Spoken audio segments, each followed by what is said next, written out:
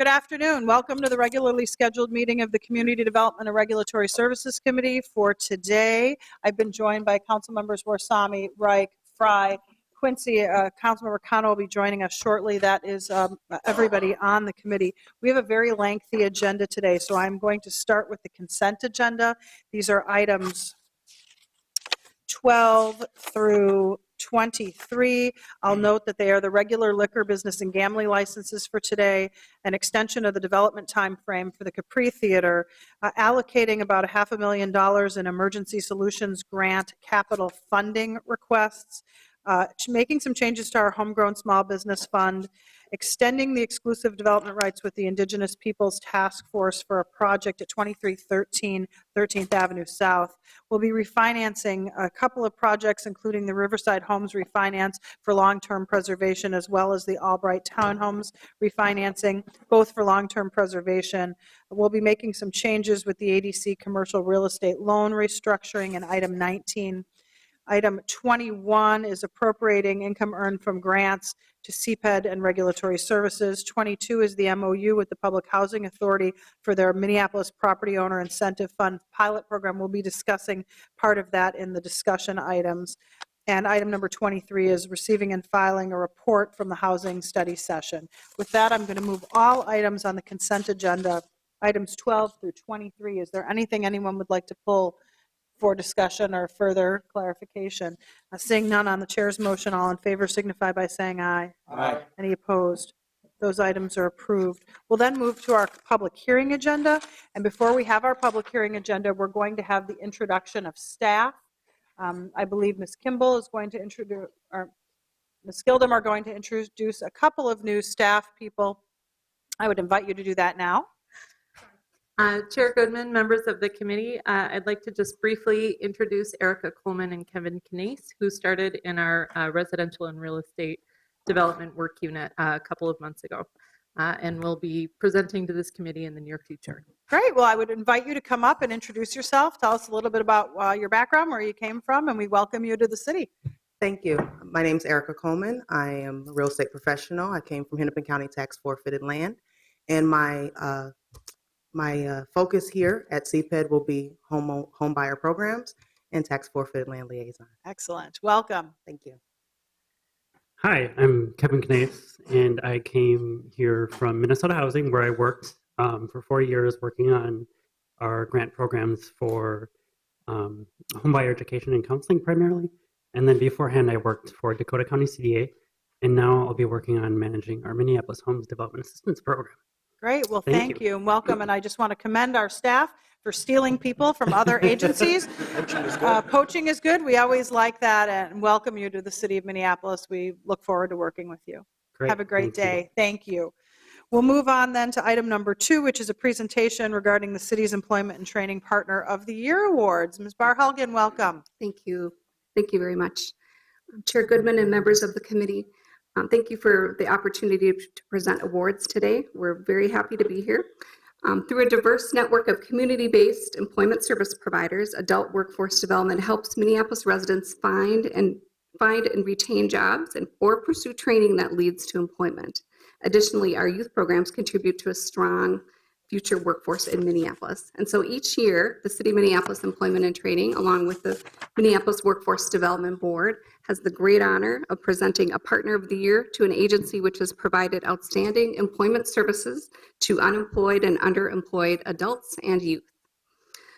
Presenting the Adult Award today is Jim Roth, Minneapolis Workforce Development Board member and Executive Director of the Metropolitan Consortium of Community Developers. Mr. Roth, welcome. Thank you, Chair Goodman, committee members. Each year, the City of Minneapolis Employment and Training and Minneapolis Workforce Development Board present a Partner of the Year Award to an agency which has provided outstanding employment services to unemployed and underemployed adults. For 2016, we would like to recognize Clues as the outstanding adult service provider for their strong performance in the Minneapolis Works program. Clues, and I apologize in advance for my Spanish, Comunidades Latinas Unidas en Servicio, somewhat close.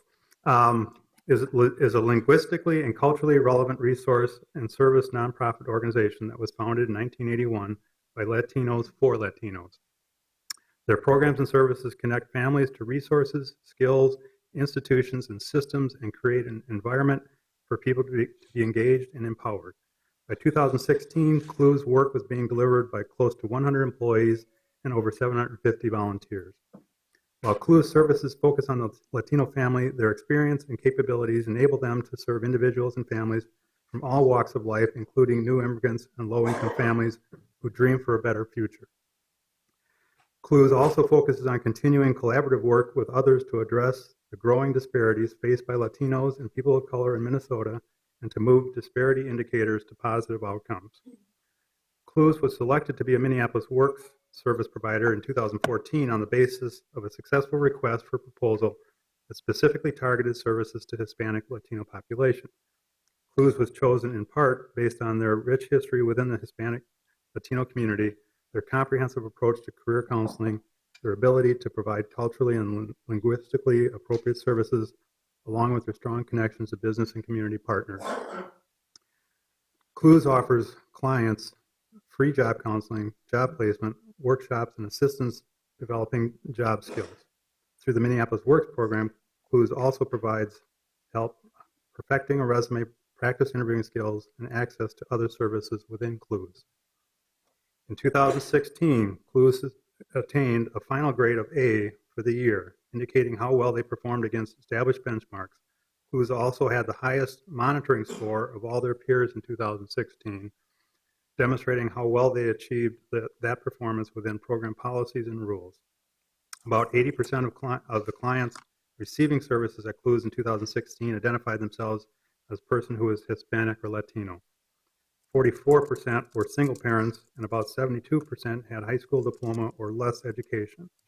The average wage at placement for these clients was $12.38.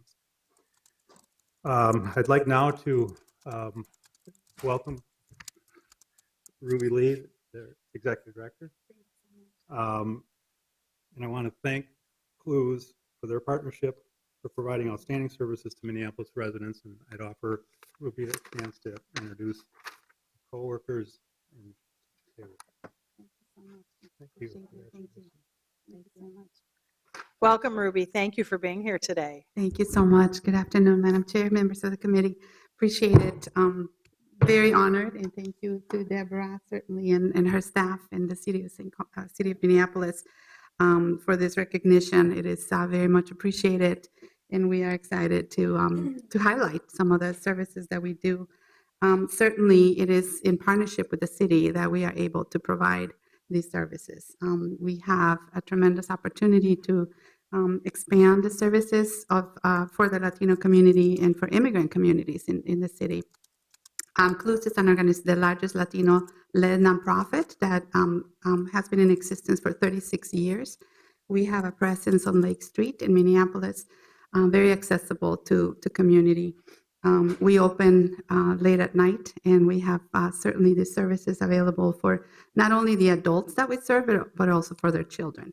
So as parents come for training and education and employment services, the children are also served. So our goal is to expand opportunities for increasing wages and prosperity for adults in the city of Minneapolis. So with that, I'll introduce my colleague, Ann Myers, who can say a few words about the programs specifically. Hi, good afternoon. My name is Ann Myers. I'm the Associate Director of Employment and Work or Career Training at Clues. The Minneapolis Employment and Training Program falls under my supervision.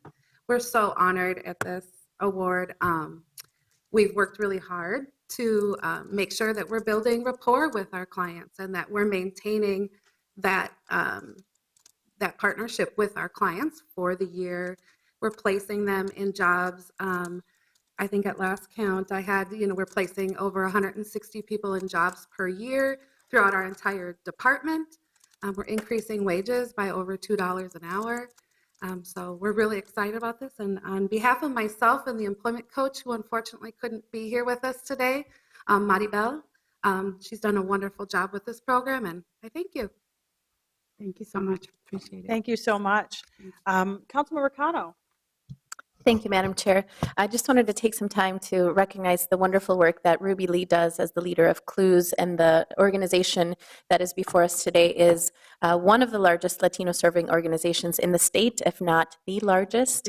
The largest in the state, and I've had the pleasure of joining Ruby and her team on Latino housing project trips, on environmental and community development initiatives. You guys also bring a lot of different conferences here, and you leverage partners across many sectors of not only government, but private and nonprofit, the nonprofit sector. So I'm just really thankful for your bold leadership, your consistency, and the ability to provide so much support for our communities in what is now very difficult times for the immigrant families. So thank you so much, and I'm really glad that the city is able to provide support and partnership to you too. Thank you so much. Thank you. Councilmember Quincy. Everyone wants to talk. It's great. Yeah, I would not want to miss this opportunity. It's a tremendous organization, and it's a real testament to how we can build community, strengthen housing and employment and education all in one with wraparound kind of approach to doing that kind of work. So congratulations, and thank you for what you're doing as an organization, and thank you as a department for saying this is something important that we need to recognize, we need to support, because we're all are dreamers here. So thank you for your work in that area. Thank you. Thank you so much. Thank you. Just to add to, thank you for your statements. I greatly appreciate it. And just to reemphasize the need that we have for ongoing wraparound supports that impact the well-being of our families. And that's what we attempt to do. And certainly in partnership with the department, that's the partnership that we're trying to move forward as we look at not only addressing the employment needs, but also increasing wages, also increasing education, training, and other opportunities for our clients. Thank you for being here Thank today. you so much. Appreciate it. Thanks. Okay, and we have another award. Ms. Barhelgen. Yes, and then presenting the Youth Award today is Scott Redd, Minneapolis Workforce Development Board Member, Youth Council Chair, and VP of Services at Aon. Scott? Hi, Scott. Welcome. Thank you. Thank you for the good work you do at Aon. Well, thank you so much. Appreciate it. So I want to start off. So as you mentioned, I'm Scott Redd, and I am the Chief Operating Officer and Vice President at Aon, where our mission is to create and sustain quality, affordable homes to strengthen lives and community. More important today, I'm here as a member of the Minneapolis Minneapolis Workforce Development Board and Chair of the Minneapolis Youth Council. And I would like to say congratulations to Pillsbury United Communities for being selected as the 2017 City of Minneapolis Youth Service Partner of the Year. This is the second time that Pillsbury United Communities has received this Youth Service Award. PUC staff is here to accept the award. PUC is commended by the Minneapolis Workforce Development Board, the Minneapolis Youth Council, and Minneapolis Employment and Training for operating an impressive year-round program for aspiring Minneapolis youth and young adults for ages 14 to 24. Their youth staff team does excellent work providing participants with the counseling and support often needed to land a first job and or to think through career choices. Highlights of the 2017 PUC Minneapolis Youth Work Performance. They provided 44 youth and young adults with comprehensive individualized education, employment, and training services, operated a high-quality paid internship for 15 participants with valuable work experience and skill enhancements, utilized a broad recruitment strategy to ensure out-of-school, in-school, and individuals with multiple challenges were served, assisted 22 participants to obtain industry-specific credentials, earned A grades all of program year 2017, helped 23 participants gain unsubsidized employment. So a lot of great things that was happening over there at PUC. So thank you, PUC, for your dedication and teamwork and providing exceptional services to Minneapolis youth and young adults for your partnership within the city of Minneapolis. At this time, I would like to bring the staff up and give them this award. Come on up. Thank you, dear. Thank you. Yep. Thank you. Congratulations. Council Chair Goodman and the other members, good afternoon. My name is Dara Moseley, and I serve as the interim president and CEO of Pillsbury. Really, thank you to the staff of Pillsbury United Communities and those of CTEP who have chosen us to be the provider of the year. This is a highly distinguished award that we are happy to accept. I'm certainly speaking on behalf of the organization, but those that do this daily really deserve the credit. That's Julie Graves and Michelle Negrete and Autumn McDowell, who are standing at the margins with our youth and really asking them what do they need and anchoring themselves in humility around this work in order to really dismantle the barriers that stand in the way of human progress. And so this is the team to really be applauded for their work and their efforts in making sure that our youth are thriving and connected in this city. So I applaud them. And really thank you to the staff for this honorable award. Do you have comments? Sure. Thank you. We're so honored for this award. And I think one of the main reasons we're able to do the work we do is through community partnerships. Our paid internships that we use the city of Minneapolis dollars to subsidize. Everyone's so invested in our young people, right? And we need to really uplift those stories and advance those stories. So we couldn't do it without just dozens of community partners and the support of the city. So thank you. Thank you very much. Councilmember Frye. Thank you, Madam Chair.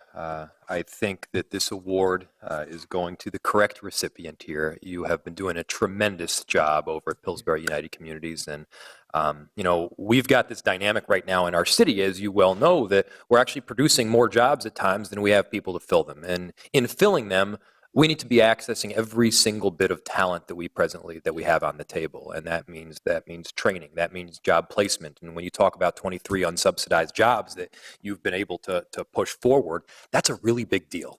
And so thank you so much for your work. Thank you, Michelle. Thank you, Autumn. Thank you, Julie, as well. You guys, you deserve a ton of credit, and I'm glad the award is going to you. Thank you. Congratulations. Thank you all for your work and for being here today. Does that conclude our awards? Yes. That concludes our awards. Thank you so much for your support over the years. And there'll be a reception in room 319. Thank you. So anyone who is interested, the reception is right across the hall in room 319. And I want to thank everyone who's here today. We'll now move on to our public hearing agenda, starting with our land sale public hearings. Item number 2 is a land sale at 2214 4th Avenue North. Mr. Ramadan, welcome.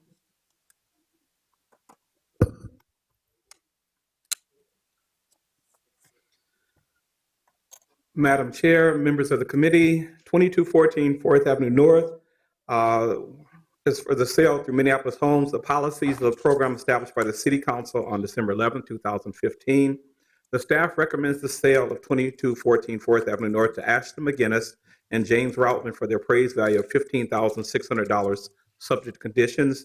Additionally, we recommend awarding up to $20,000 to Ashton McGinnis and James Routman from the Minneapolis Homes Home Buyer Incentive Funds.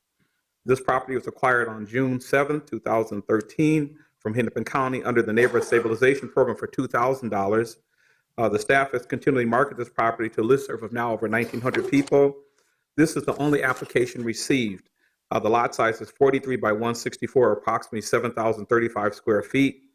The purchaser intends to invest $288,600 to build as a 3-bedroom, 2.5-bath, single-family home to live in as the owner occupant. The CPEX construction management staff reviewed the scope of work and estimates submitted by the applicant's builder and confirmed they are sufficient to meet the minimum new construction standards. Notification was provided to the Harrison neighborhood on October 4th, 2017, and they concurred with the recommendation. I didn't have a chance to see if they are here today. I believe Ashton, oh, there they go. All right. Ashton and James are here if you have any questions. Are there any questions for Mr. Ramadan? I'll invite the buyers up. This is a public hearing on the land sale at 2214 4th Avenue North to Ashton McGinnis and James Routman. Is there anyone here to speak to this issue? Welcome. Hello. Hello. Tell us what you're going to do. Oh, well, we're really excited to build a family home. We just got married about 6 months ago, and so we're moving on to the next step and excited to get started. Where do you live now? Northeast Minneapolis. Great, so you're staying right in the Right in the immediate neighborhood. area. Yes. Great. Well, thank you for being here today, and good luck to you, and thank you for choosing Minneapolis. Thank you so Thank you. much. Is there anyone else here to speak to this issue? Anyone? Anyone? Seeing none, we'll close the public hearing. Councilmember Fry. Thank you, Madam Chair. Sad to, so wait a second, we're on item number 2 right now, right? We're on item number 2, so from northeast to north. Right, so I feel a little bit sad to lose you from Northeast Minneapolis, but we're proud to have you remain in the city, and I would love to see you in North. So happily move approval. On the motion to approve, further comments or questions? Seeing none, all in favor signify by saying aye. Aye. Any opposed? That item is approved. We'll move on to item number 3, which is a land sale. Mr. Ramadan.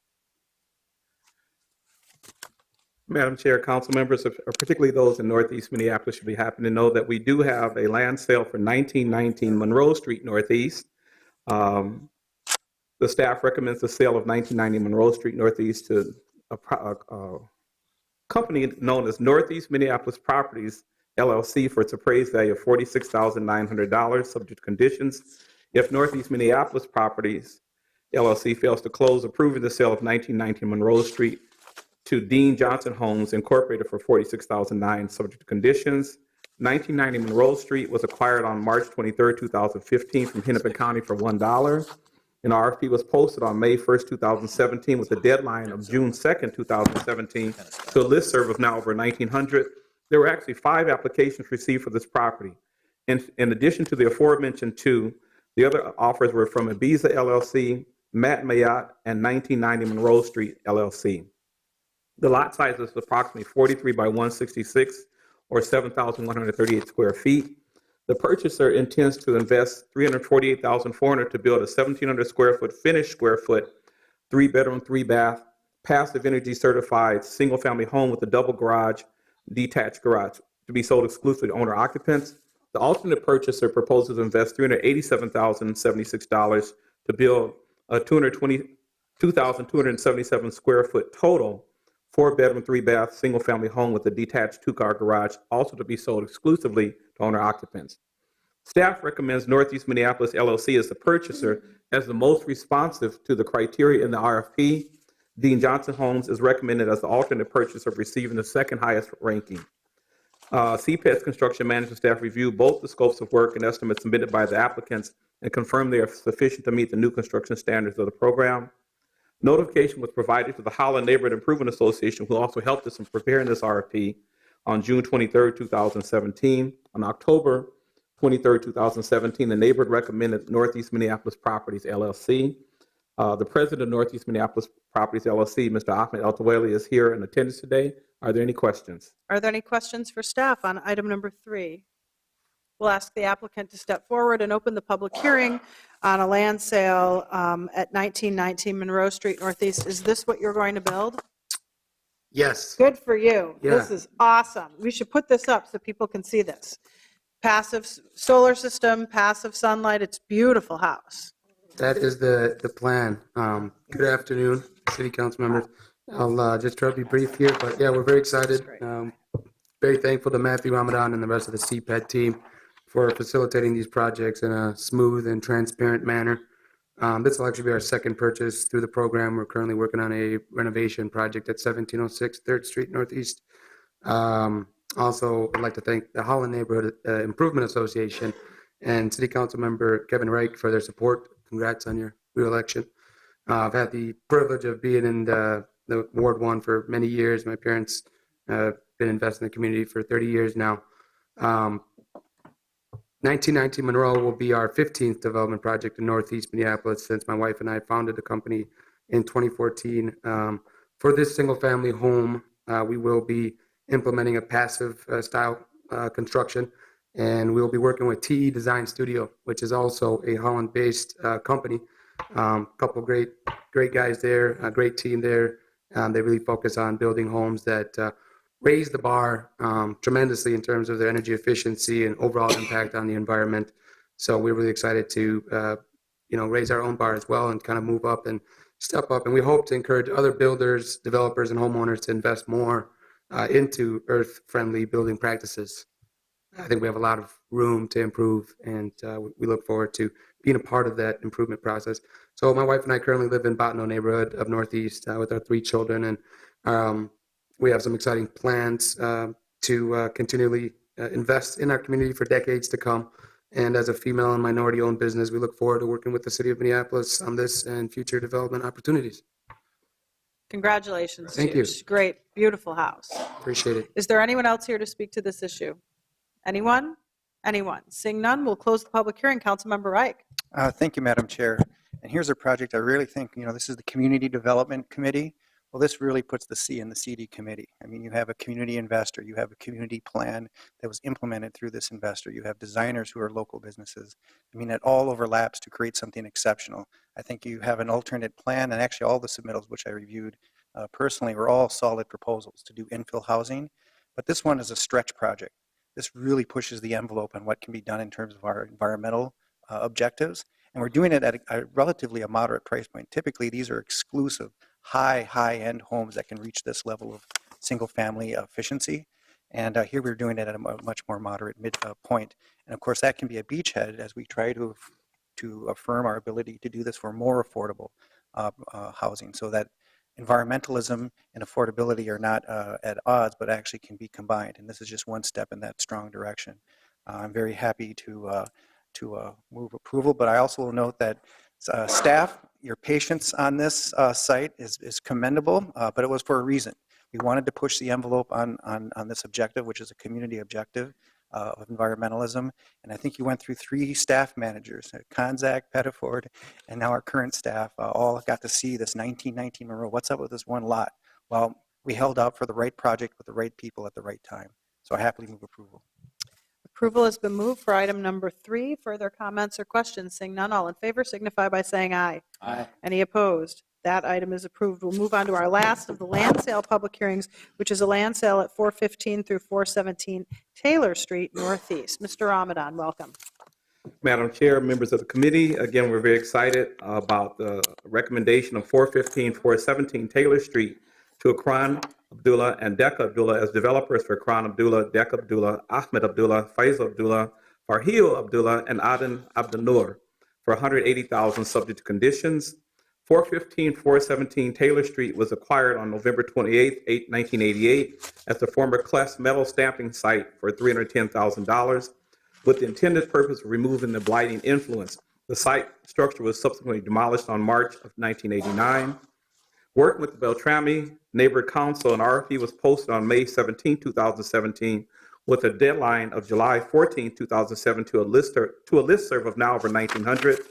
There were 3 applications received for this property. In addition to the aforementioned, the others are from Greater Metropolitan Housing Corporation and City of Lakes Community Land Trust. This is an irregular configured lot of approximately 30,000 square feet. The purchasers intend to invest $1,920,600 to build 6 4-bedroom, 3-bath, single-family homes, each with an attached double garage to live in as the owner occupants. Staff recommends Ikram Abdullah and Deka Abdullah as the purchaser as the only applicant that was completely responsive to all the criteria in the RFP. The purchaser has also secured the services of an experienced builder of 4 of the first Green Homes North houses, Bonneau's Homes, as the general contractor. CPED's construction management staff reviewed the scope of work and estimates submitted by the applicants to confirm they are sufficient to meet the new construction standards of the program. Notification was provided to the Beltrami Neighborhood Council on July 4, 2017. On August 24th, the neighborhood recommended both Abdullah family and gimmick proposals. Ikram Abdullah and Deka Abdullah, along with their entire family, are here today in attendance. Are there any questions? Are there any questions for Mr. Ramadan on item number 4? Seeing none, we'll invite them up and open the public hearing on item number 4, which is a land sale at 415 through 417 Taylor Street Northeast.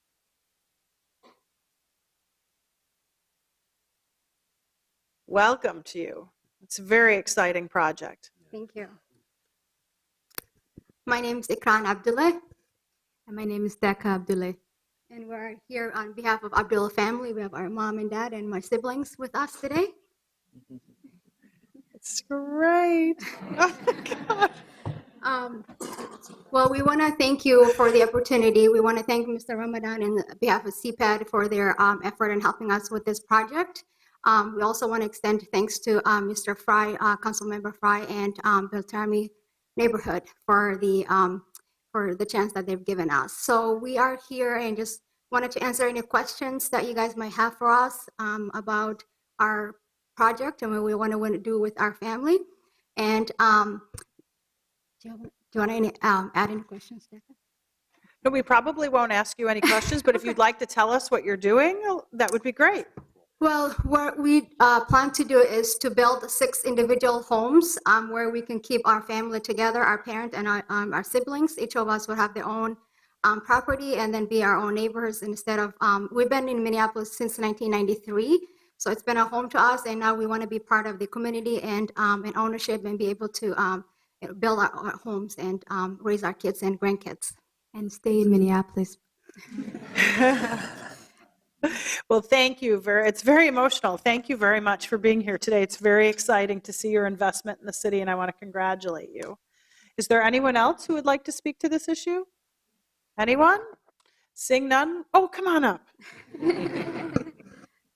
Just I want to thank you very much. And you see, how the family wants to be unite and know each other and grow. And we have now sons, granddaughters. And we wanted to be united, our family, from starting to ending. That's wonderful. Anyone else?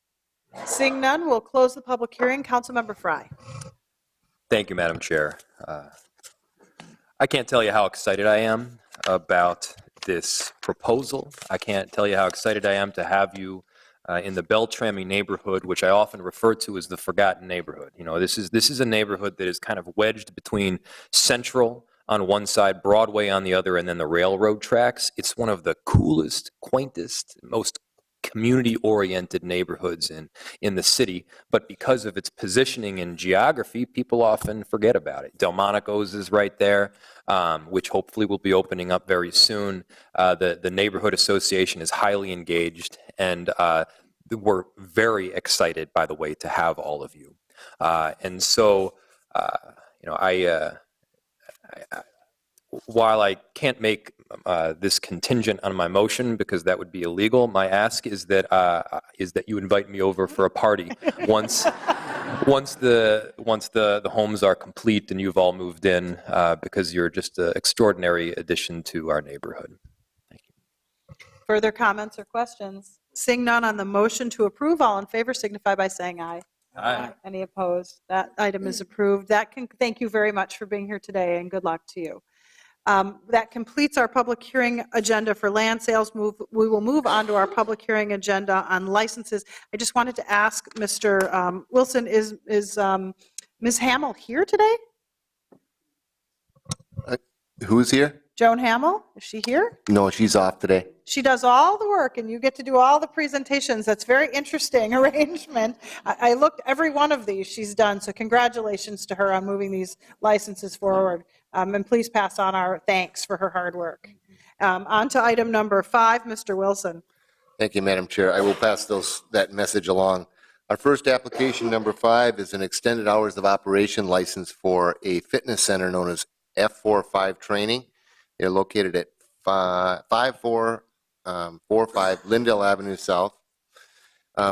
They are requesting to open earlier in the morning than is currently allowed by the ordinances. They are currently allowed to open from 6 a.m. in the morning to 10 p.m. at night, and they would like to open at 5:30 a.m. They have applied for that license correctly, and it is before us today. This business is located in the Wyndham neighborhood in Ward 11. It is zone C2, which is commercial, proper for the requested use. We notified all property owners and residents within 300 feet of this business. We mailed 57 notices. We also notified the Wyndham Community Council and the Southwest Minneapolis Business Association. We received 4 responses. 3 were opposed to this application, and 1 was in favor. Upon reading the responses, you'll find that they're only opposed to this application because they're unhappy with noise that's generated from the fitness facility when they open these large garage doors that face Lindale. We had not received complaints about this until we had done this mailing. I intend to get this applicant in touch with our Environmental Management Division and do a sound management plan with them, and hopefully that will reduce these complaints of noise. Other than those issues, staff finds it is a appropriate request, and staff recommends that the application be approved. Are there any questions for Mr. Wilson on item number 5? Seeing none, we'll open the public hearing on item number 5, which is an extended hours license for F45 training. Is there anyone here to speak to this issue? Please step forward. Tell us a little bit about your business and how you're going to close your garage doors. Yeah. My name is Adam Meyer. I'm the owner of the business. And yes, admittedly, we opened just early August. We were really excited about our nice garage doors, and we probably used them a little bit too early. Open them too early. We kind of extended ourselves out to the neighborhood through the Nextdoor website, got several responses, invited people in, and we spoke with several kind of community leaders around there. Very good discussions, and kind of where we settled was, hey, how about we keep those garage doors closed until at least 7:30 a.m., something like that, and said absolutely no problem. And even at that point, we've kind of kept our music down, and since then have had no additional complaints or requests. I've sent my personal phone number out to a lot of people and offered them to reach out at any time. So that's kind of where we've been. And since, probably mid to end of August when some of this came up, we haven't had any complaints or issues. But happy to have the discussion with anybody that has any questions or concerns. Thank you for being here and for your testimony today. Is there anyone else here to speak to this issue? Please step forward, state your name and address for the record. Yes, my name is Paul Schwaboda. I'm a resident in the area. We are thrilled to have you in the neighborhood. There has been some noise issues. It has gotten better. I think one of the issues that a lot of the neighbors are having is there have been a lot of complaints about this, but the way of doing that is somewhat cumbersome, and a lot of people don't want to call 911 as a way of getting that complaint across. So that's been one of the issues. It's kind of a noisy neighborhood. There's a lot of traffic. There's a lot of plane noise. I live on the other side of Lyndale from the business, and I do hear it quite often. So if there's a way we can kind of keep working on it, I'd be thrilled, but I'm thrilled to have them in the neighborhood. Great, thank you for your testimony. Is there anyone else here to speak to this issue? Anyone? Anyone? Seeing none, we'll close the public hearing. Councilmember Quincy. Thank you, Madam Chair. I really appreciate the businesses, first of all, opening this past summer on Lyndale. It's been a terrific addition to the Wyndham neighborhood and to the city. So we appreciate that. We really appreciate your willingness to speak with the Wyndham Community Council as well as residents in the area about the concerns. So with those kind of understanding that we're going to work together as a community to work on those issues, I'm happy to move approval of this item. Approval of number 5 has been moved. Further comments or questions? Seeing none, all in favor signify by saying aye. Aye. Any opposed? We'll move on to item number 6. Mr. Wilson.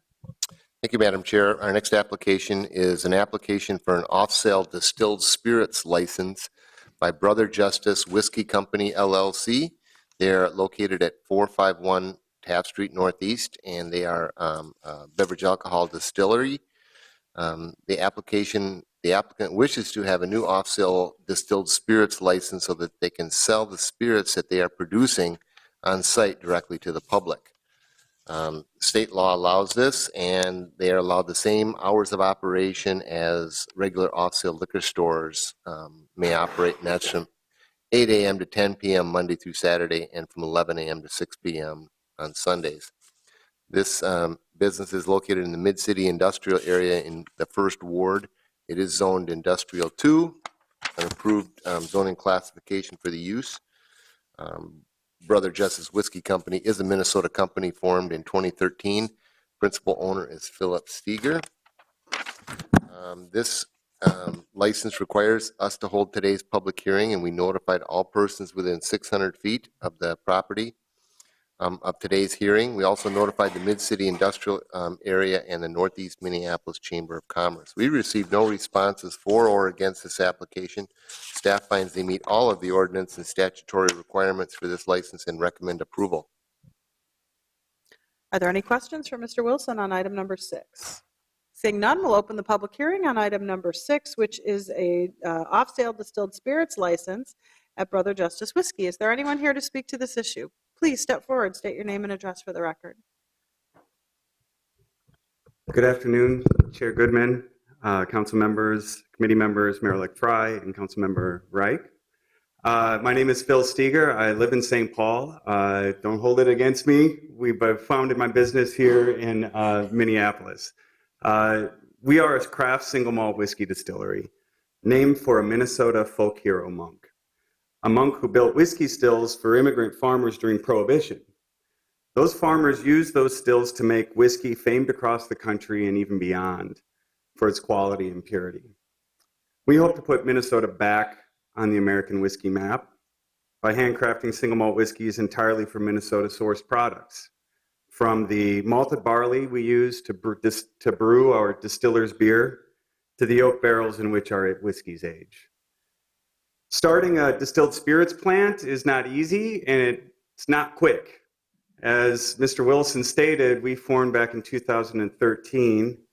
We bought our distilling equipment and leased a space in Councilmember Reich's ward 4.5 years ago, and then submitted our applications to the federal government for a distilled spirits plant permit, and then got that special number we could put into our state license application for our state license.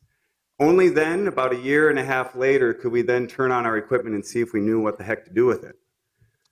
Fortunately, we do. And we've been working now for the last 3 years underground, not going public or sales, so that we could perfect our recipes and bring the highest possible product and finest possible single malt whiskeys to Minnesota. And thanks to Councilmember Reich's support, as well as really excellent work and support by Greg Benning in the office and coaching us through this process, helping us think through and answer some of the key questions that we had. Thank you very much, Greg. That was a big help. We're now ready to come before you and ask for an off-sale license so that we can share our whiskey with people of Minneapolis and the people of Minnesota. And pending that application, and just so you know a little bit of what we make a single malt aged American whiskey, which is barrel aged. Kind of think about it as sort of the sophistication of a Scotch, which approachability of a bourbon.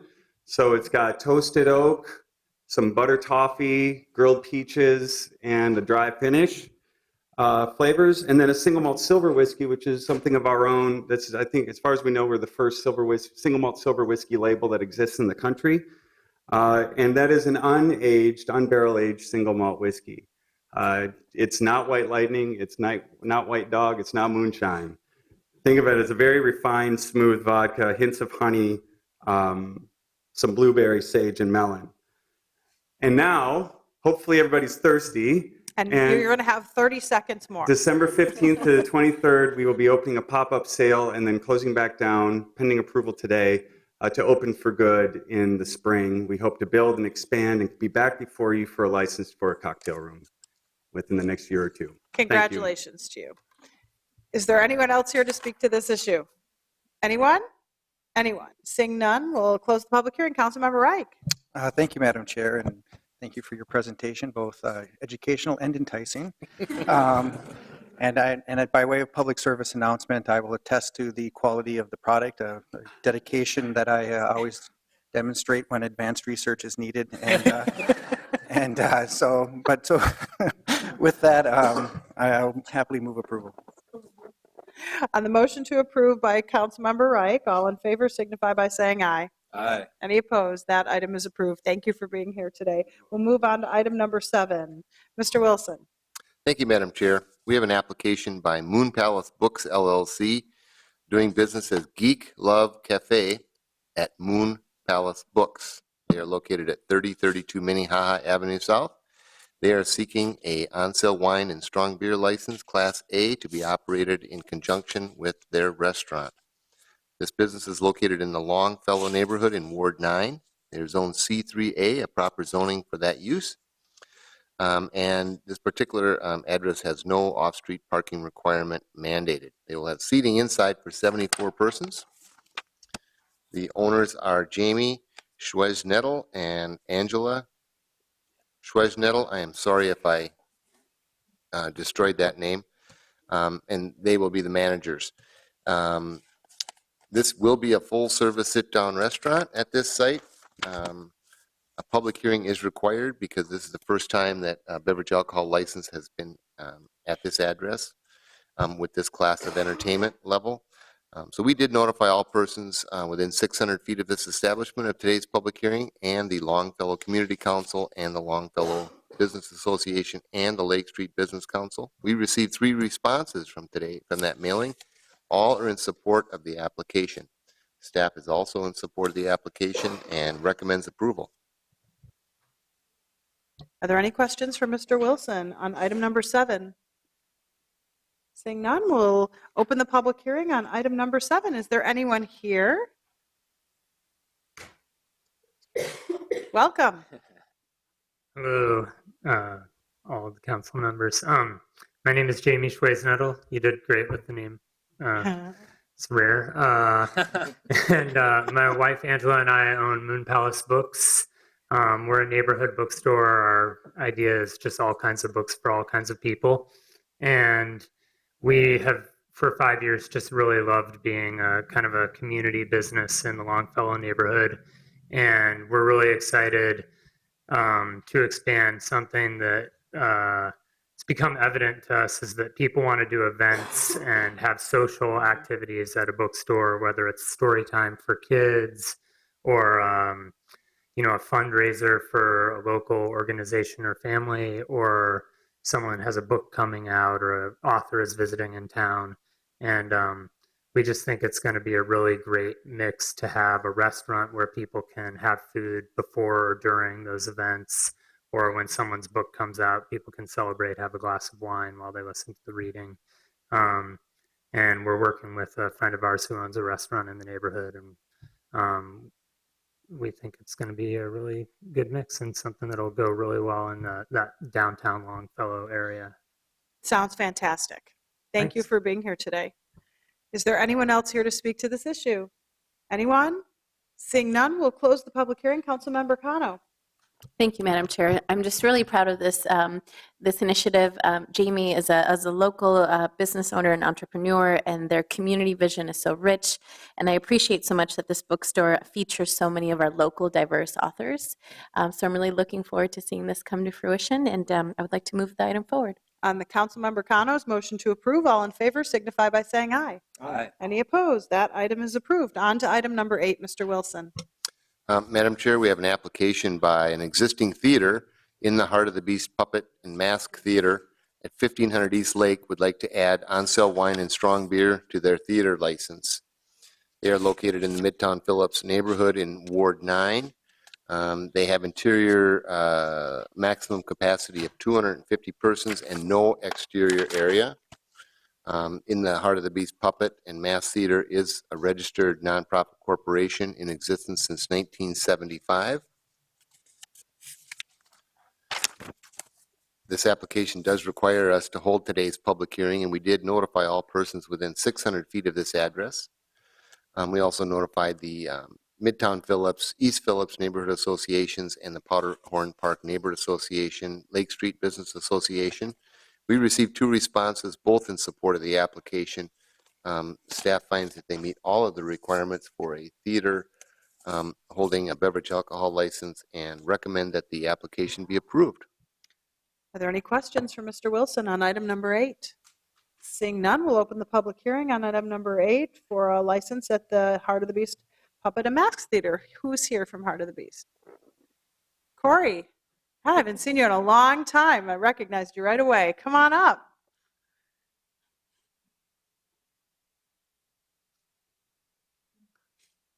Madam Chair, members of the committee, my name is Cory Sole. I live in the Midtown Phillips neighborhood, and I am the executive director of In the Heart of the Beast Puppet and Mask Theater.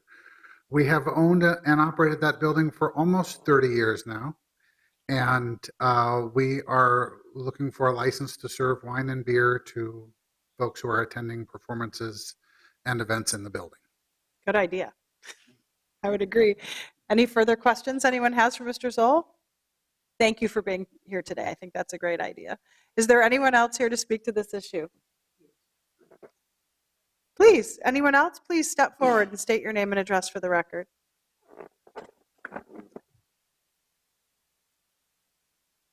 Good evening. Good afternoon. My name is Ali, and I'm the neighborhood. I live that neighborhood, and I also own property there.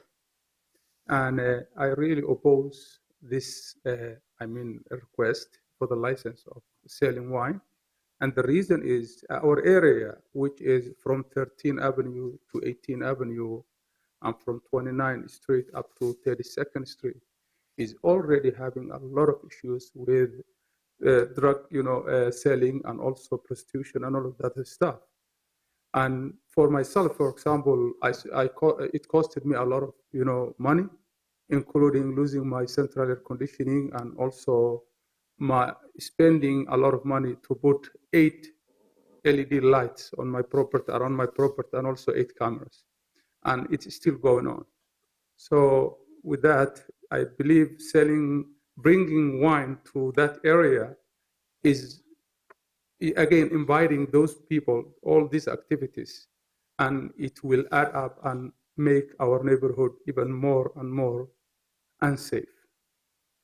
The city assessor is going up $70,000 for only that property, and our customers are going down because of what's going on there. So, thank you. Thank you for your testimony. Is there anyone else here to speak to this issue?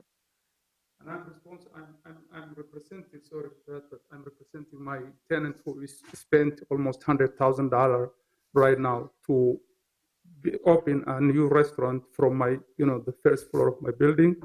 And I have also Durdur with me, who is the biggest Somali community-owned grocery in that area as well. Thank you very much.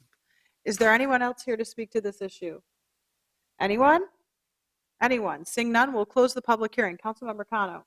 Thank you, Madam Chair. I just wanted to acknowledge the concerns that the gentleman has brought up. Mr. Ali, I understand exactly what you're talking about, and I just want to reassure you and everyone here that we're working really hard on the public safety issues in Ward 9. We're getting a new inspector at the end of the year. Inspector Johnson is moving on to work for the county.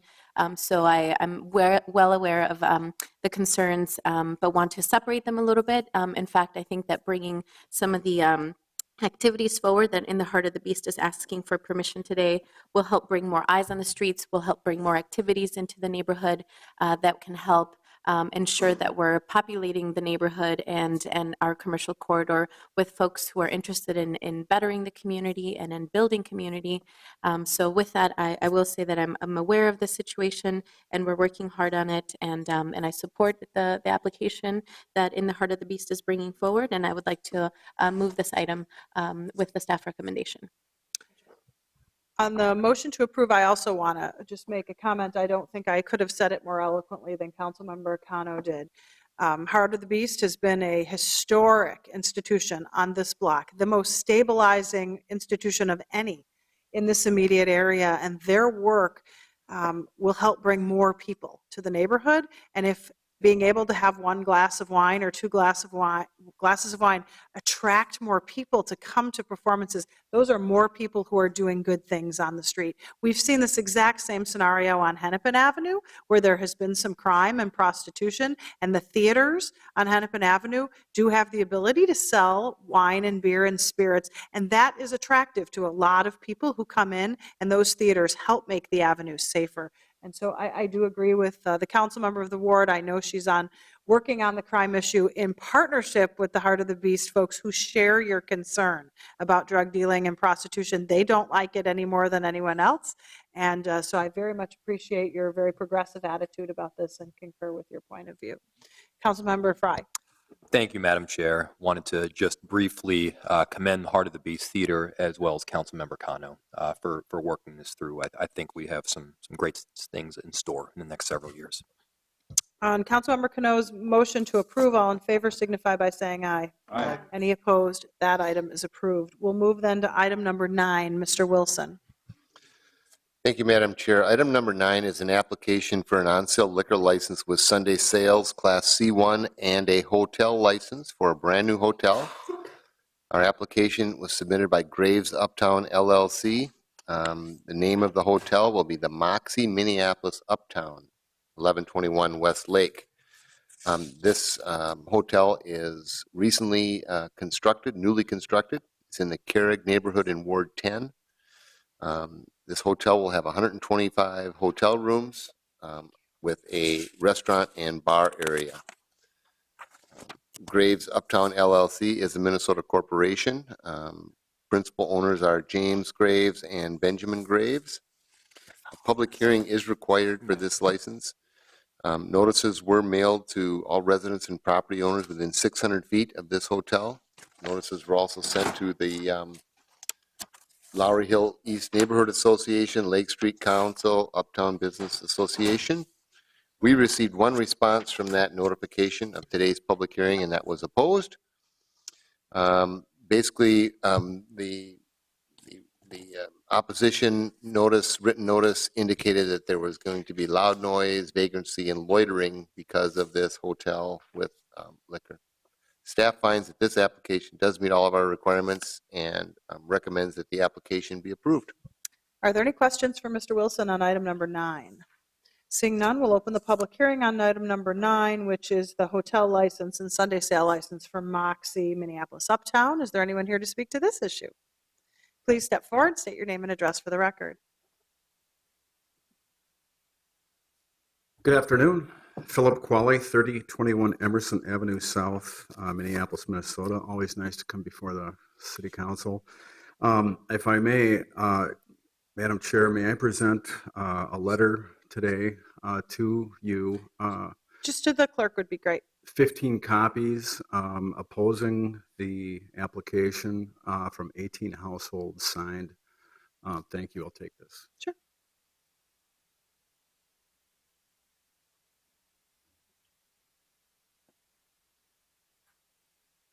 I apologize on the short notice to be getting those to you now. We just were able to get our attention drawn to this.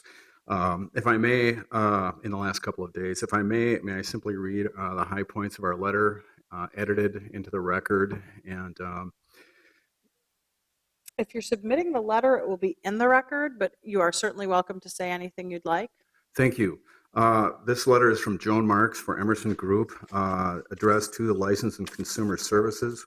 The residential neighbors of the newly built Moxie Hotel are in strong opposition of the application by Graves Uptown LLC for the on-sale liquor with Sunday sales Class 1 hotel license, which would include amplified or non-amplified music and no required parking. 6 quick bullet points. When the hotel plan was presented, the discussions ensued. The developer stated that a small service counter with possible beer and wine sales might be included. Neighbors feel that this application now represents a bait and switch from what the developer told neighbors in late 2015 and early 2016. We believe it is unreasonable that there is no parking provision on this license. No parking will put parking pressure on the residential permit parking neighborhood area. It is unknown that there is a signed and updated parking agreement for the overall hotel project at this time. If the developer has secured a signed parking agreement at a remote location, a copy of that signed agreement should be presented prior to granting any license. It should be noted that the city CPED department first used the Calhoun Square location at 3100 3000 Hennepin Avenue in their original hotel application, only to learn that there was no signed application. The city has since entertained 2900 Fremont as the remote parking location for the hotel. However, that is over 800 feet away, and as of November 9th, a letter or a memo from CPED said that they were still working on that agreement.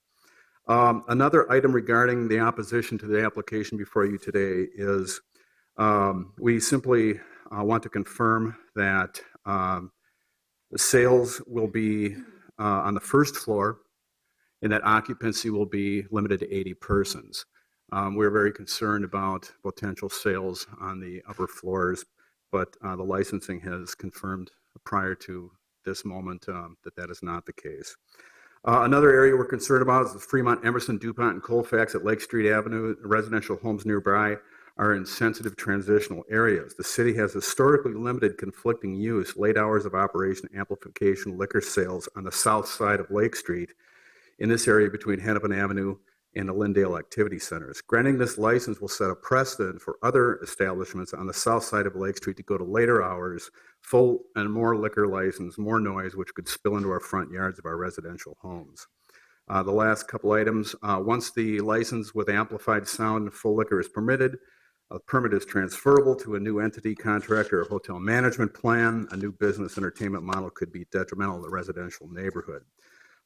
Finally, the original developer's plans included installation of a curb cut from the eastbound driveway at the alley, which would direct cars one way to the north onto Lake Street. To date, that curb cut has not been installed. And finally, this is my last bullet point here, neighbors have made specific requests of the developer on the overall project, including a sound wall on the southern property line to deflect noise and light. It's important to note on the first floor of the hotel, there is not a vestibule or a second doorway to limit sound, amplified sound coming into our backyards. Unfortunately, to date, the developer has not made any commitment or met any of our neighborhood requests to buffer the commercial and residential areas. We have been in conversation with Mr. Graves by phone. We have let him know of a couple of ordinances that we're concerned that we should comply with. We do have a tentative meeting set for a inspection. However, we would ask respectfully that the city council delay, at the very least delay or decline this application, because there's more work to be done here in this neighborhood. We have a long history in our southeast quadrant of Uptown and other Uptown neighborhoods and neighborhoods in your districts where we cooperate and we work together to make these projects win-win. Unfortunately, as presented today, we're not there yet. So again, thank you for hearing me and accepting a letter from 18 residences that said that oppose this project at this time. And at the very least, we'd ask you to lay it over so that we can do some good work here. Thank you. Thank you for your testimony. Is there anyone else here to speak to this issue? Please step forward, state your name and address for the record. My name is Johnny Likens, 1320 West Lake Street, apartment 416. I'm here representing the Graves. This is the first time I've seen this document. I do want to add there's a vestibule on each side of the hotel, north side and south side. And to address what I caught, as far as parking, the hotel itself is Marriott's newest brand.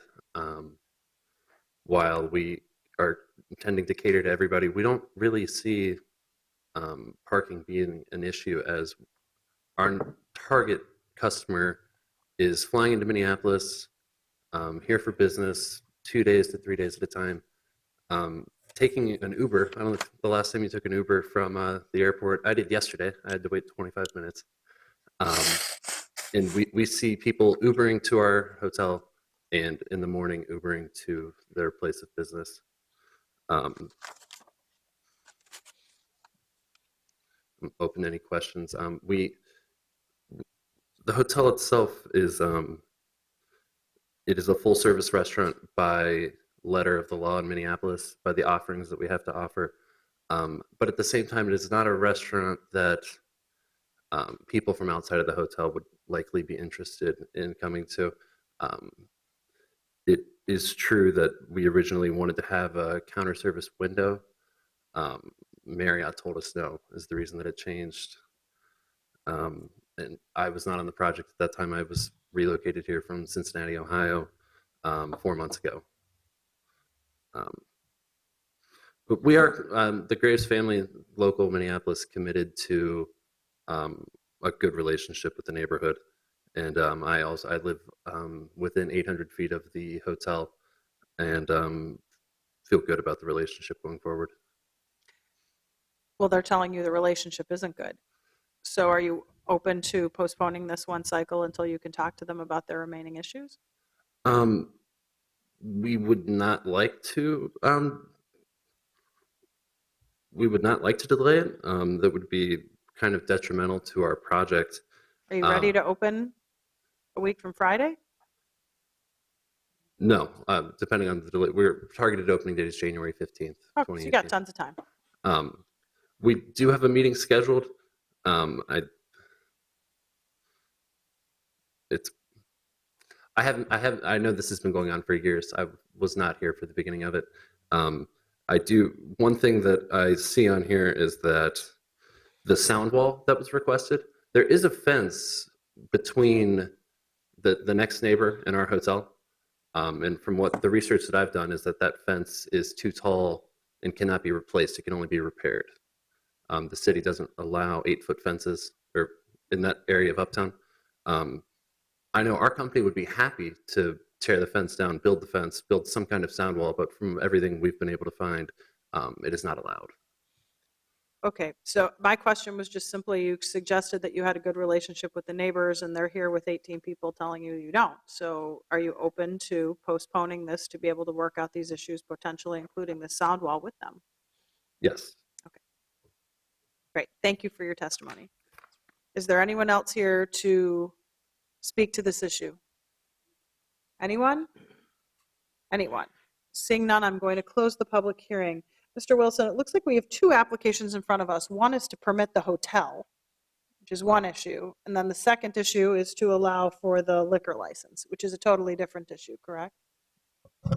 That is correct. There is 2 applications before us, a hotel, which would allow itinerant guests, and the other one is a liquor license that is tied to a hotel. So one of the things about this particular license is they do allow alcohol service from the hotel in all 125 rooms. They have chosen in their business plan not to provide room service, but guests can certainly go down to the bar and get a drink and bring it back up to the room. I just wanted to clarify that. But yes, there are 2 applications here. Okay, so I don't really see any problem with approving the hotel license. The building's being built, the hotel's going to be happening. So I don't see any real reason why we should be delaying the license to permit the hotel. That doesn't seem to be the bigger issue. The bigger issue seems to be the question surrounding the liquor license and adjacent noise walls and parking. So I'm wondering if we wouldn't go ahead and bifurcate 9.1 and 9.2 and move to approve item 9.2, which is the hotel license. Is there any objection to that on a panel? To separate, and then I'm going to move 9.2, which is the hotel license. Any objection to that? On the chair's motion to approve 9.2, all in favor signify by saying aye. Aye. Any opposed? That item is approved. On 9.1, I'm not the negotiator here. I'm going to move this forward without recommendation and ask Councilmember Bender's office to sit down with the developer and the neighbors and work out what they can, and what they can't, and we can take it up in the council meeting a week from Friday. That way they wouldn't be delayed past the end of the year. Thank you, Madam Chair. I'm okay to move it forward without recommendation, but I don't want to delay. That's what I said. I don't want to delay another cycle, is what I'm saying. I don't either. Okay, so there's a week and a half before the final approval on Friday, and the goal would just be sit down with neighbors prior to that time, and we can coordinate with Councilmember Bender as well. But I do think there's the opportunity to get this done in a way that is amenable to all the parties prior to an additional cycle. So my motion was to just move it forward without recommendation within this cycle. On the motion to approve, to move this forward without recommendation, all in favor signify by saying aye. Aye. Any opposed? That item is approved. We'll then move on to our last remaining item, which is item number 10. This is the liquor portion of, oh no, I'm sorry, we have 2 more on this portion of the agenda. Moving on to item number 10. Mr. Wilson. Thank you, Madam Chair. Our next item is a brand new on-sale, a brand new off-sale liquor store proposed for 949 East Hennepin Avenue. The application is by Ambi Min LLC, doing business as Ambibulous. The address, again, is 949 East Hennepin Avenue. This application is going through a dual-track approval process that at the same council cycle, this applicant is has applied for a conditional use permit for an off-sale liquor store in this area. That will be heard on December 4th. We expect a positive outcome from that hearing. This address was formerly an Easy Stop gas station and has been vacant for many years. This is in the Beltrami neighborhood in Ward 3. They propose common hours of operation that is allowed by state law, which is 10 p.m. during the week and 11 a.m. to 6 p.m. on Sundays. Omnimin LLC is a Minnesota corporation owned by Michael Ross and Kevin Ross. This new application requires today's public hearing be held, and we did notify all persons within 600 feet of the premises. 103 notices were mailed. We also notified the Beltrami Neighborhood Association and the Northeast River District. We received 7 responses from that mailing process. 6 were in support of the application and 1 was opposed. The opposition letter sent in indicated that it's a busy intersection with bus stops, bicycle traffic, and Northeast has enough off-sale liquor places. Staff finds that this application meets all of the requirements subject to the conditional use permit being issued on December 4th. And so staff recommends that the application be approved. Wilson, on item number 10. Seeing none, we'll open the public hearing on item number 10, which is an off-sale liquor license. Who is here? You are very patient. Oh, no, thank you so much, Chair Goodman and council members. My name is Michelle Ross, and my husband and I are proposing to open on Bibulus. You said it correctly. At 949 East Hennepin Avenue. We're proposing we are getting all the licenses, et cetera, for an off-sale liquor store, but it's really more of a Minnesota makers market. We'll be selling exclusively Minnesota-made beer, wine, and spirits, as well as sodas and bitters. So really tapping into places like Brother Justice and really highlighting our Minnesota makers and redeveloping that underutilized site and hopefully providing an amenity to the Beltrami neighborhood. We've gotten a lot of good positive feedback from the neighborhood council and from the neighborhood members.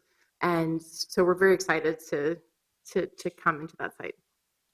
Congratulations to you. It sounds like it'll be really fun. Thanks. Yeah, we're very excited about it. Any questions? Okay, we'll see if there's anyone else here. Is there anyone else here for this public hearing? Anyone? Seeing none, we'll close the public hearing. Councilmember Fry. Thank you, Madam Chair. As one of the closest neighbors, I'm really excited about this. It's yet another project that's in the Beltrami neighborhood too in this committee meeting alone. I think what this represents is kind of the continuing march up East Hennepin with economic development, with community-minded projects, and I think you're exemplary of those ideals. So thank you. I move approval. Approval has been moved. Further comments and questions? Seeing none, all in favor signify by saying aye. Aye. Any opposed? That item is approved. Thank you for being here today. We'll move on to item number 11. Item number 11, committee chair, committee members. I'm Linda Roberts, assistant manager in business licensing. The amendment before you is an example of how, once again, our food truck industry in Minneapolis continues to innovate and stretch our conventional thoughts about how to regulate them. I'll just give a really brief presentation and background on the details of the extended hour zone and how it's going to work for Minneapolis, because you already have a lot of details in your packet.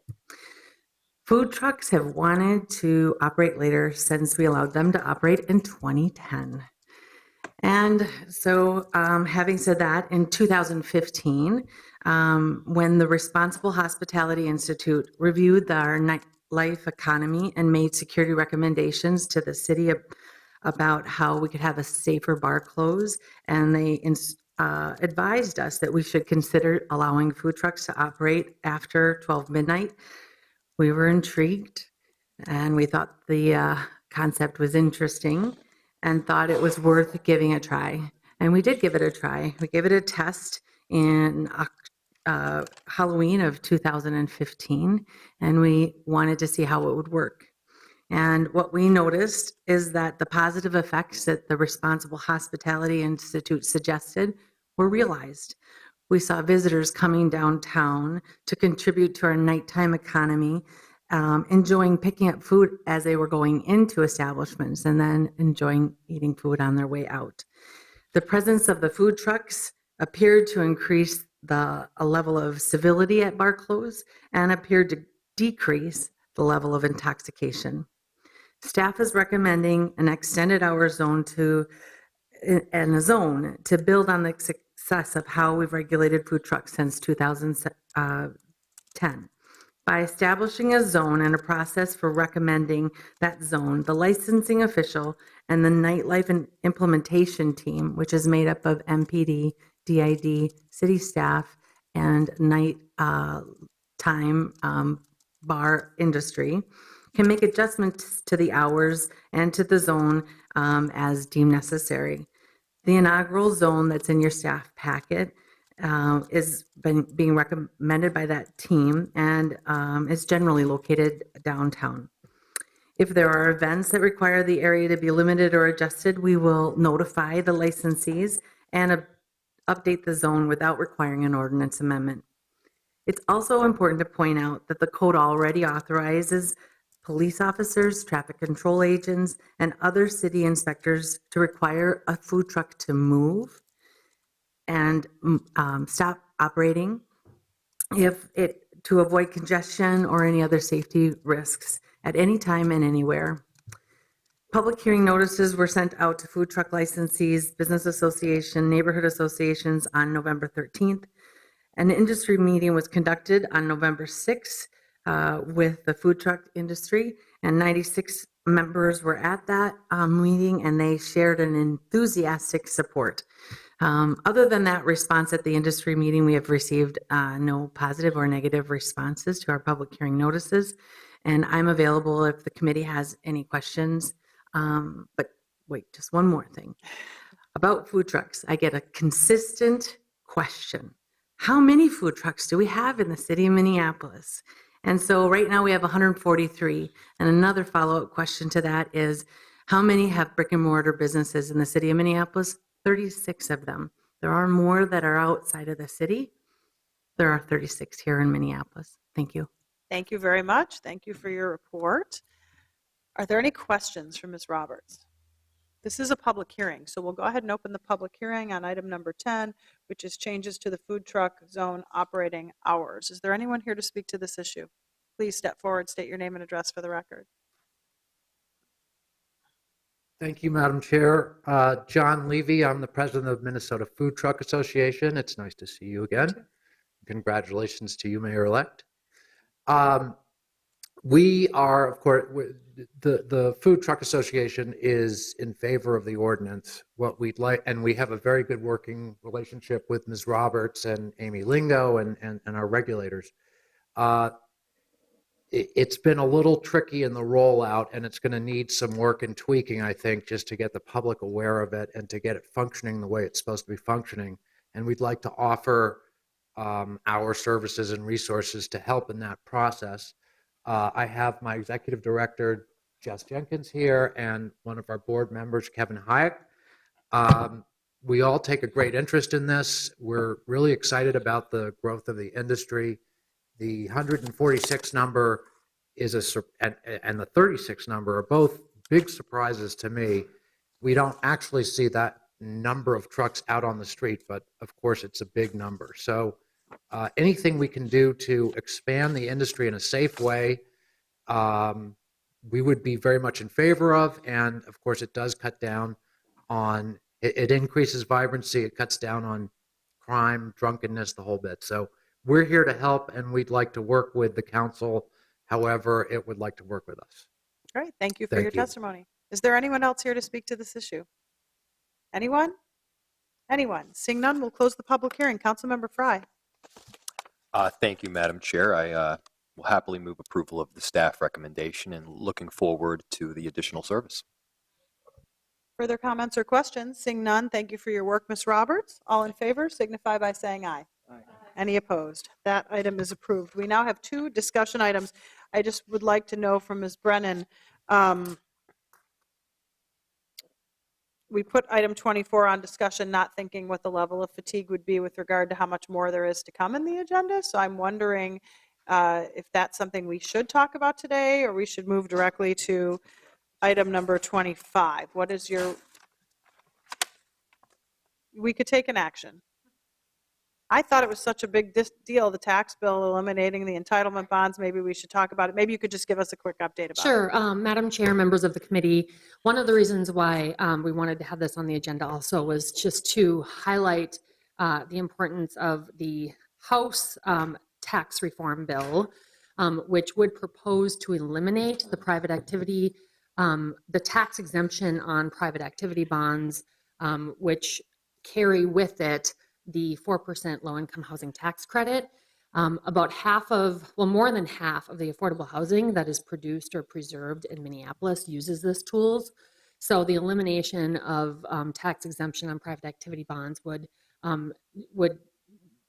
decimate our ability to really produce and preserve affordable housing. So as a result of that, the action before you today is to carry over the tax exempt bonding authority that we have not yet issued this year. However, in the event that the House version of the tax reform bill does pass and the private activity bond tax exemption is eliminated, staff is, Dolly and Angie are really pulling all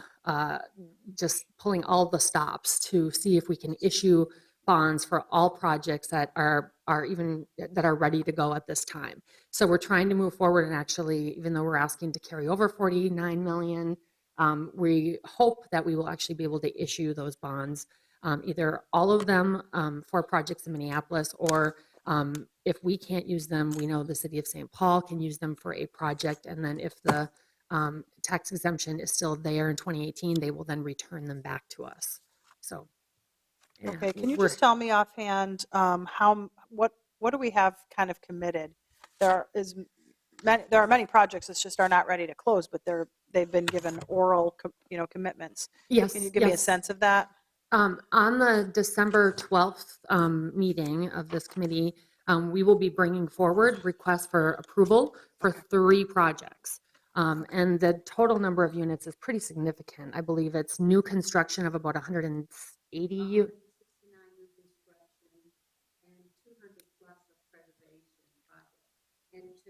Wait, you can't sit there if you're going to talk more frequently than that. Come on up, Dolly. It's really key to understand too that we have a pipeline it has tons of projects on it that we will probably not get to all of them over a period of years it will take. But right now we have 15 additional projects on our pipeline at a cost of $194 million in private activity bonds that we will need. So to take this $50 million away from us, the impact is unbelievable.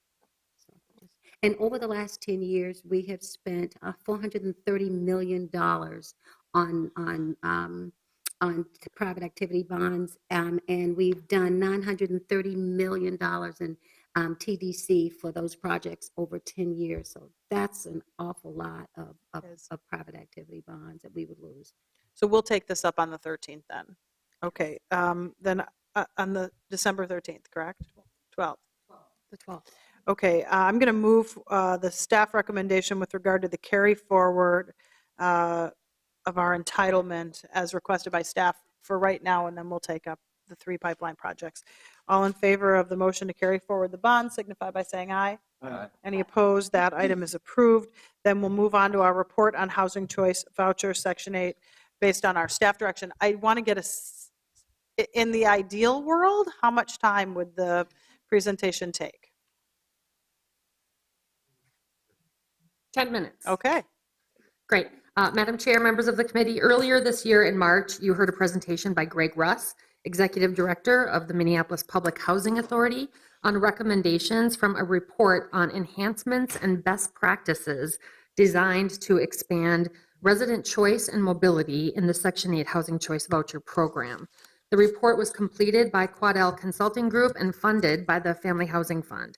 On April 1st, when the City Council adopted an ordinance amendment to prohibit discrimination against Section 8 voucher holders, the council also gave staff direction to work with Minneapolis Public Housing Authority to come back, present to this committee an update on progress that's been made on those recommendations. So I am pleased to reintroduce to you Greg Russ, Executive Director of the MPHA, and Kyle Hansen, Section 8 Director of MPHA, and I will turn it over to Greg.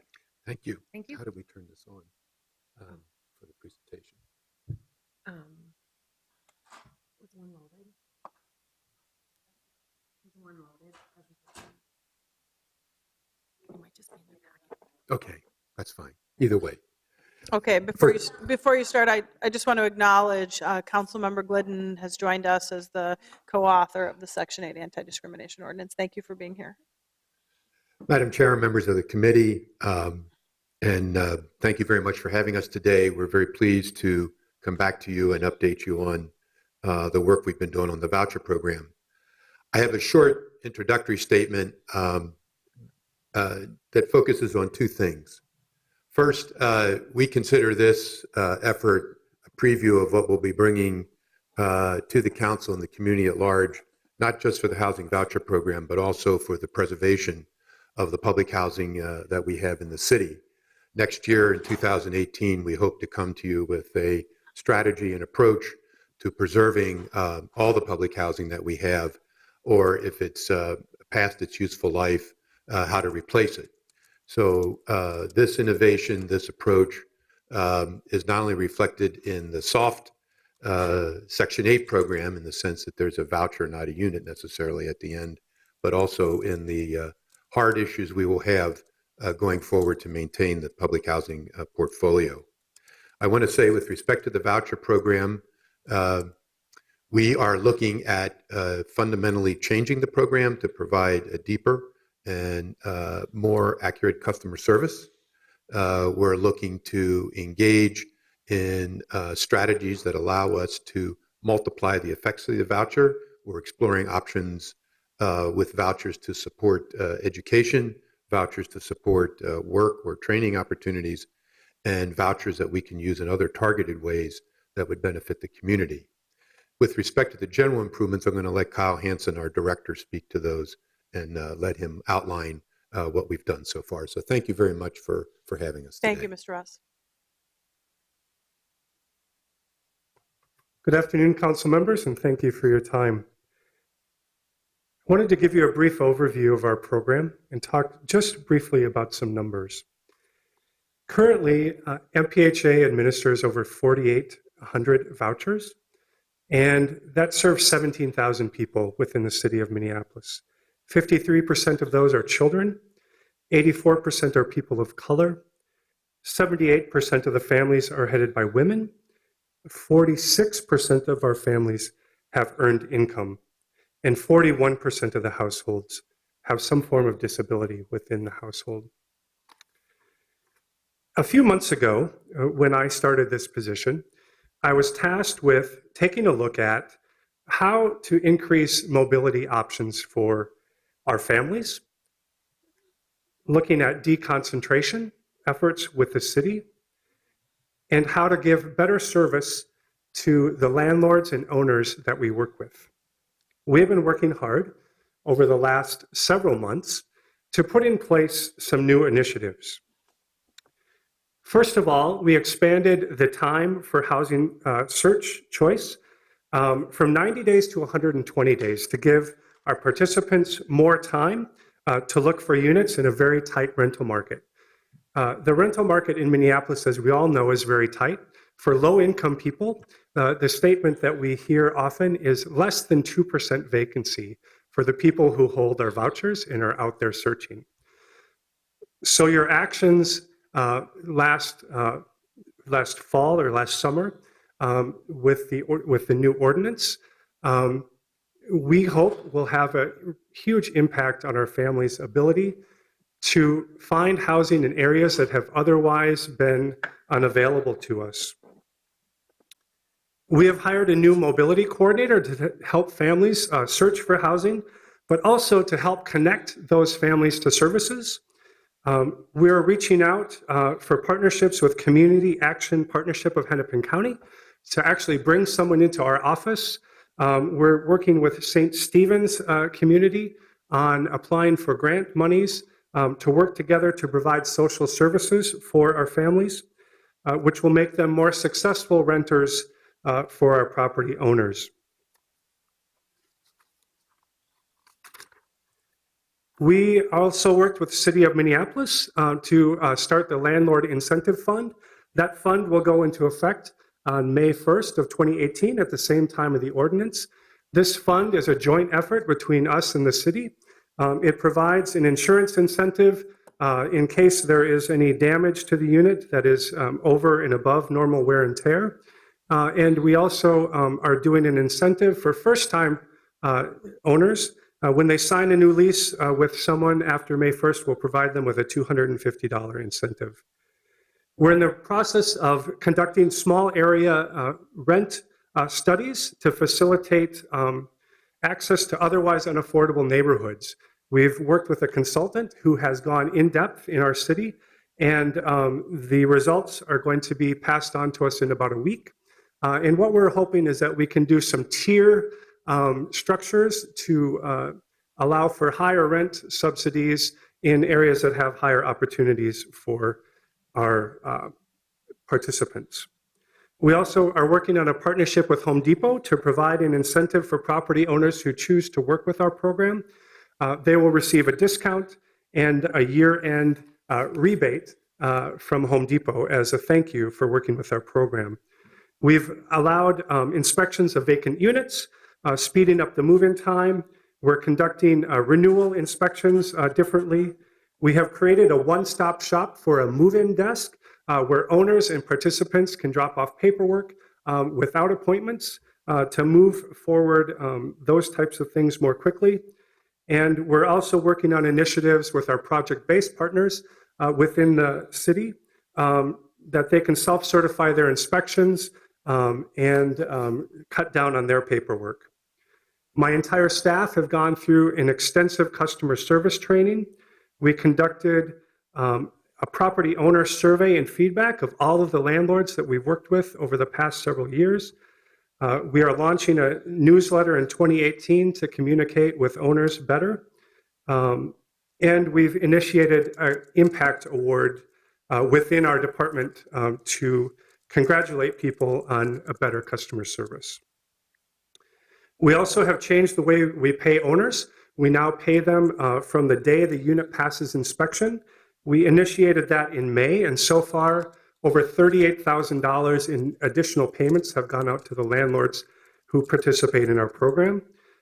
We are trying to issue vouchers and do briefings on the same day for our clients.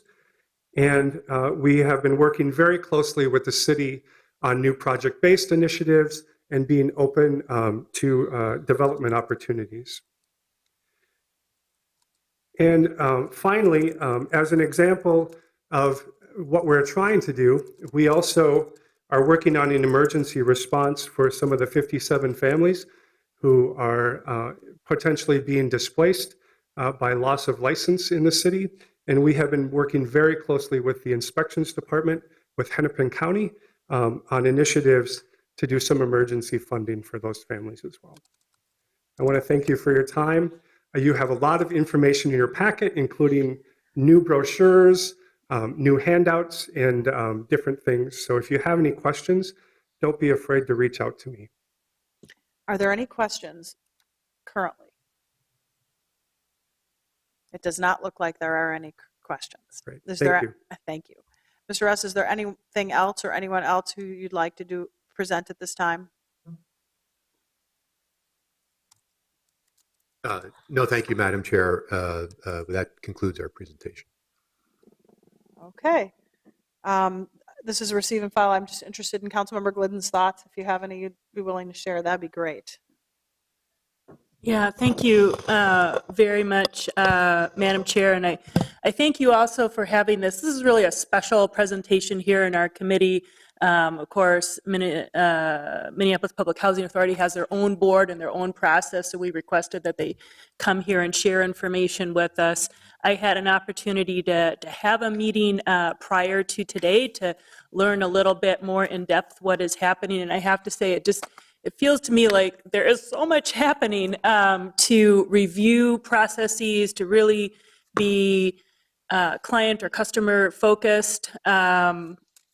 And by that, I mean both individuals who are utilizing the voucher program, but also property owners who are trying to see how does this program work. I also just want to say I really appreciate what seems like sort of just new opportunities we have new staff in the city working on housing. We have new staff at public housing leading things, and it's just a great opportunity, I think, especially with so much focus, not just in Minneapolis, but really statewide on kind of what are the issues around affordable housing, how do we work together, and it seems to be kind of a new day for how do we work carefully, respecting privacy and all those other kinds of very important concerns, but how do we have a good working relationship so in the end, people don't say, well, it's your unit of government did X and your unit of government did Y, but in the end, we kind of want to have an approach where we're thinking we are the public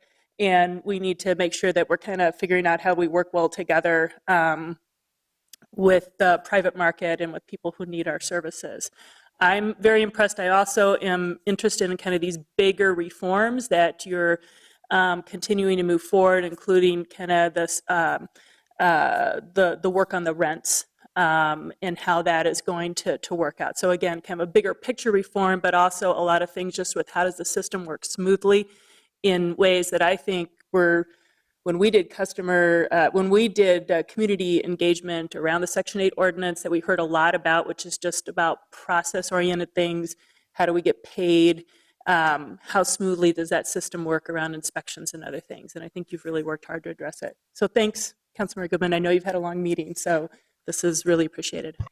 I do want to note that Marty McDonough is joining us as well from the Minnesota Multifamily Housing Association, and I'll just note still on the screen is immediate payments to owners on the day that contract is approved before inspection, which must be something you should be happy about because that was one of a list of concerns that have been addressed. So we are working very hard to address the concerns that have been brought forward by your members, and I know Mr. Russ is available to you to try to figure out how to make this work for your members. So thank you for being here today. Is there anyone else who has a comment or question for Mr. Russ on this issue? If not, I want to thank you very much for being here today. To reiterate, the Minneapolis Public Housing Authority does not operate under the governance of the City Council of the City of Minneapolis. They are here today as a request, as a partner organization working with us in order to ensure that those with Section 8 certificates are not discriminated against when they apply for housing in the City of Minneapolis, and we appreciate your partnership. I guess I'll move to receive and file the report, and are there any further comments or questions? Seeing none, all in favor signify by saying aye. Aye. Any opposed? That item has been received and filed. Seeing no further business on our agenda other than the quasi-judicial public hearing, I'm going to turn the chair over to Councilmember Fry, who always chairs quasi-judicial public hearings in the CDRS committee for the last portion of our agenda. Councilmember Fry. Thank you, Madam Chair. We have one item on the quasi-judicial agenda for today, which is the rental dwelling license revocation of all licenses held by Steve Friends. And here to present is Mr. Schuckman. Mr. Schuckman.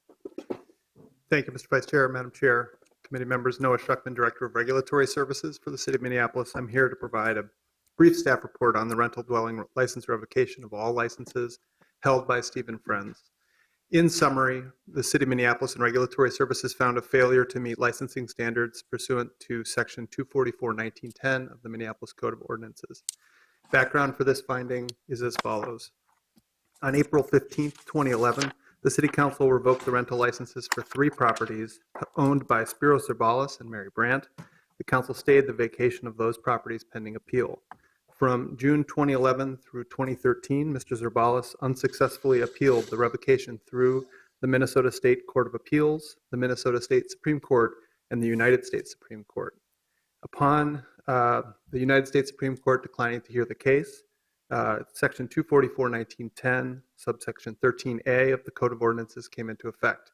Any person or persons who has had an interest in 2 or more properties, licenses revoked pursuant to this article or canceled pursuant to Section 244-1925, or a combination of revocations or cancellations shall be ineligible to hold or have an interest in a rental dwelling license or provisional license for a period of 5 years. In fall of 2012, negotiations with Regulatory Services staff, the City Attorney's Office, Mr. Zabalas and Mr. Friends to determine a solution that would not result in vacating the tenants took place. In spring of 2013, Mr. Friends notified the city that he and his wife acquired 100% ownership of the properties. When asked for specifics on his shareholders by Regulatory Services, Mr. Friends specifically responded that, and I quote, "My wife and I are the only shareholders of all of these entities." In June of 2013, Regulatory Services issued rental licenses to Mr. Friends and the apartment shop for these properties. Mr. Friends subsequently renewed his 2013 false claims of 100% ownership when he renewed his rental licenses for these properties in 2014, 2015, and 2016, again failing to disclose Mr. Zabalas' continued interest in the properties. In fall of 2016, Mr. Friends was found in a separate civil court case to have been fraudulent in ownership records of the properties, with Mr. Zabalas continuing to hold an interest in the properties, including acquiring an interest in Mr. Friends' portfolio.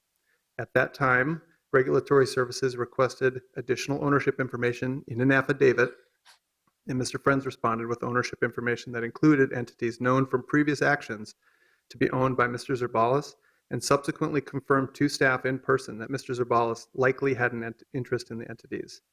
On November 15, 2016, Regulatory Services initiated rental license revocation proceedings against all residential dwelling licenses related to the properties owned by Stephen Friends and/or entities in which he has an interest, for failure to abide by City Ordinance 244-1910, Section 13A, 15, and 19. Mr. Friends appealed the revocation, and appeal hearings were held, and the hearing officer upheld the revocation action based on those ordinance language sections. The basis of the revocation action is Licensing Standard 13A. The owner has had 2 or more licenses revoked in the past and can no longer hold a rental license for 5 years, based on Mr. Zabalas still owning a portion of the properties. The hearing officer's findings specifically state, Friends misrepresented the true owners of Equity Residential Holdings and National Housing Fund to the city on the subject rental license applications. Additionally, the findings say because all rental licenses held by Equity Residential and National Housing Fund are hereby revoked, and because Stephen and Jennifer Friends are also co-owners of these entities with interest in the licenses, Stephen and Jennifer Friends are also subject to a minimum 5-year ban of holding or having an interest in any rental license under Minneapolis Code of Ordinances 244-1910. Additionally, the hearing officer found that Licensing Standard 15, rental license applications must be kept complete and current, was upheld. And that is related to Mr. Friends not admitting that Zabalas still retained ownership of the properties. The findings of fact say, additionally, the city has established that Friends violated the Code of Ordinances and the disclosure obligations incorporated therein. Friends, acting as a responsible party for Equity Residential Holdings and National Housing Fund, knowingly misrepresented, omitted, and failed to provide complete, honest, accurate applications and disclosures related to the corporate ownership interests. And finally, the Licensing Standard 19 was dismissed by the hearing officer. To quote from the hearing officer's findings, Zabalas and his wife Brant were ineligible to have an interest in a rental license for a period of 5 years following the 2010 revocation. Since Zabalas was a majority owner, CEO, and CFO of Equity Residential Holdings and National Housing Fund and maintained a 50% interest in Apartment Shop LLC, the entities involved in holding all these rental licenses, the management company listed on the subject rental license applications, it is clear that he held an interest in the subject rental licenses. Because Zabalas was ineligible to hold a rental license or an interest in one for a period of 5 years, Code of Ordinances allowed the city to properly revoke the subject rental licenses. The hearing officer recommends revocation, and Regulatory Services requests the council uphold that recommendation and adopt the hearing officer's findings and conclusions. Thank you. Thank you, Mr. Schuckman. Do we have any questions for staff at this time? Councilmember Goodman. Thank you, Mr. Chair. So I want to just know what the actual staff recommendation is, pure and simple. Mr. Chair, Chair Goodman, the staff recommendation is to uphold the hearing officer's recommendation for revocation, which was also the staff recommendation. Period. Yes, ma'am. And that we would then go through our normal process. Mr. Chair, Madam Chair, that's correct. Okay. I will have a staff direction once we decide that issue, Mr. Chair. Thank you. Thank you, Madam Chair. Any other questions for Mr. Shookman? Councilmember Bender has joined us. And Thank you, Mr. Chair. I'm not on the committee, but appreciate the opportunity to ask a question here. Like many of my colleagues, I have a number of these properties in my ward. I just wondered if you could speak more to the work you've done with the chair and vice chair of this committee to make sure that tenants in these buildings understand what's happening and what can they expect going forward. How will we work as a city to, minimize displacement from residents who are within these buildings? Mr. Chair, committee members, Councilmember Bender, our main goal throughout this process will be to keep the buildings as stable as possible.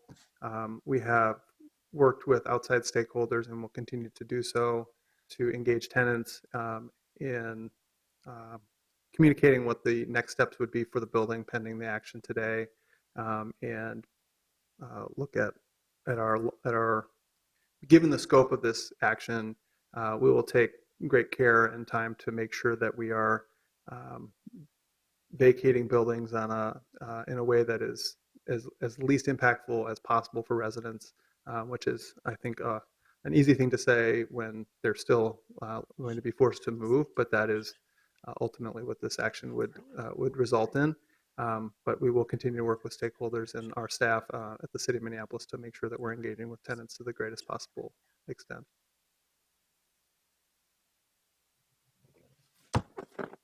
Thank you, Councilmember Bender. Any further questions for Mr. Shookman at this time? Seeing none, I will open the hearing, and the hearing is limited to the present owner and or the owner's representative. And so if you will come up, let me just read a brief introductory statement here. This is a quasi-judicial license hearing for which this committee is limited by law to hearing argument from the property owner or the owner's representative, but is prohibited from considering any further evidence or taking any further testimony. This means that you are required to limit your comments to arguments specifically addressing the evidence or testimony introduced before the hearing officer, which is part of the record that is already before us. So you may not offer and we may not consider any new additional evidence. Based solely on this existing record and the arguments that the parties make today, the City Council may affirm, modify, or reverse the recommendations that are the recommendation that is before us. So if you please state your name and address for the record. Thank you, Chairman. Steve Friends. My address is 4521 East Lake Harriet Parkway, Minneapolis. Thank you. And just for purposes of timing, do you also have a representative that will be speaking on your behalf, or was it just you? Just myself. Okay. Go ahead. Thank you. Thank you for the opportunity to be here and finally converse with you. There's been a reluctance to engage. You made a lot of comments about not introducing new evidence, and I'll try not to do that. But I do feel that from the start, we have been open with the city. I know that there's been back and forth. There was a significant amount of discussion with the then Director of Regulatory Services, Tom Deegan, who disappeared in the middle of it due to criminal charges, which weren't disclosed for some time. And his replacement wasn't there as this occurred as well. The ordinance changed during the time that this transaction had already been consummated and prior to full funding. And we'd have expended over $15 million in moving that transaction forward. Our council advised us that the individual, me, was the owner of the license, not the entity or the owners of the entity.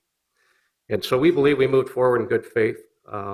Unfortunately, I get the outcome and I'm willing to abide by that. I will state that I have successfully worked hard to eliminate drugs and prostitution in the city, particularly in Lindale, Stevens, Corcoran, Whittier, and the Longfellow neighborhoods.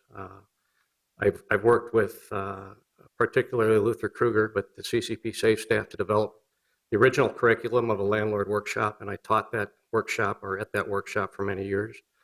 We've opened coffee shops to allow eyes and ears on the streets in our neighborhoods to create community. We've been an early developer in the North Loop. I know that there's been a lot of comments about in the newspaper and elsewhere about maintenance. This has nothing to do with maintenance, and it never has. The stats show that, and I know you've heard that. We maintain 100% Tier 1 licenses. We were responsive. We were there 24/7. For the last 5 years, we've spent over $100,000 a month on capital improvements on these properties. I've worked 24 hours a day, 7 days a week for the past 25 years, and this has never been about maintenance. I have made strides to try and settle this matter with the city. I've offered to have 9 properties placed into a self-finance structure. Mr. Chair, I'm going to have to object. I think any settlement discussions are immaterial and actually not allowed in this forum. Thank you, Mr. Fussy, and I agree with you. Let's keep the settlement discussions, which are supposed to be secret, out of it. That's fine. I appreciate your correction. But I have attempted to resolve this matter, and I hope that that would be something people would be interested in. We all heard a lot about affordable housing earlier, and I appreciate the fact we're working on that. But I got to tell you that you own it. This is where it is, right here, and this is where it happens. You're not going to be able to buy your way out of a housing crisis, and we can fund all we want, but it's not going to be a matter of money. It's a matter of creating an environment for long-term supply that is balanced and sustainable.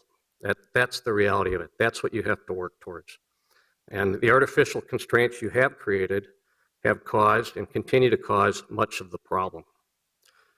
This has been 50 years of restrictive policy in the making. We're talking about height limitations, density limitations, parking So requirements. I have to interrupt you again here. So this is really immaterial to the particular issue that is before us.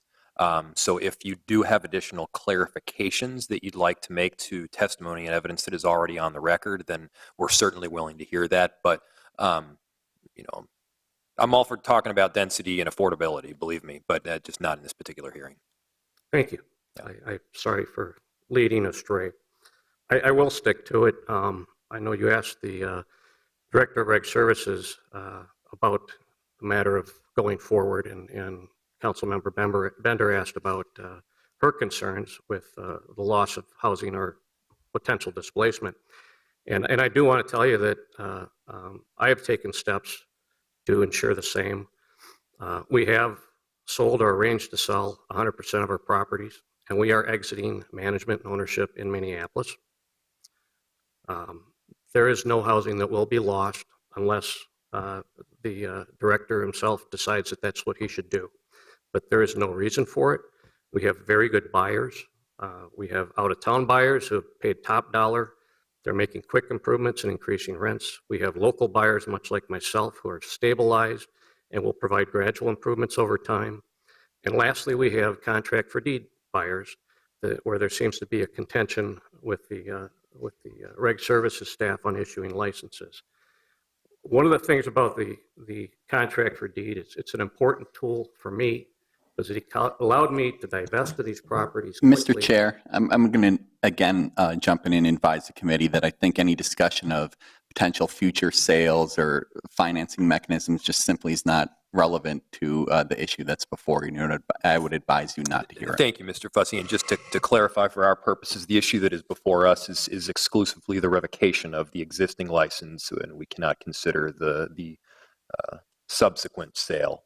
That's correct at this juncture. Okay. I heard the issue brought up and discussed extensively about the concern of loss of housing, and I think it is an important discussion point because what you're facing now is a director who's refusing to issue licenses to folks that have bought on a contract for deed when they are in fact. Mr. Chair, I apologize. I think it's wholly inappropriate, this line. No, Mr. Fussy, I agree with you. It's you know, we really have to stay within the bounds of this hearing to make sure that this is legal and proper. So if you could limit to the discussion of the revocation itself, and not to the sale, that would be great.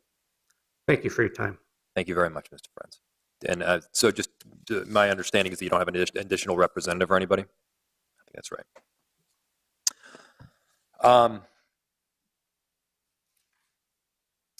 Mr. Fussy, given the fact that the other party is actually the city, there's no, and has already been presented by Mr. Schuckman, there's no need for anybody additional to present at this time? That's correct, Mr. Chair. Okay. Do we have any additional questions? Well, first, let me close up the hearing. Do we have any additional questions for staff at this time? Seeing none, Councilmember Goodman. Thank you, Mr. Chair. I'm going to move that we move forward with the staff recommendation as noted to revoke the licenses in front of us. Okay, Councilmember Goodman has moved to revoke the licenses in front of us. Is there any further discussion on that topic? Mr. Chair, I'm also asking that we adopt the findings of fact, conclusions, and recommendations of the Department of Regulatory Services as part of that motion. Understood. Any discussion on the revocation? And we were limiting the discussion to the revocation for ourselves, as we also limited the discussion on revocation to Mr. Friends. Seeing none, all those in approval on that item, please say aye. Aye.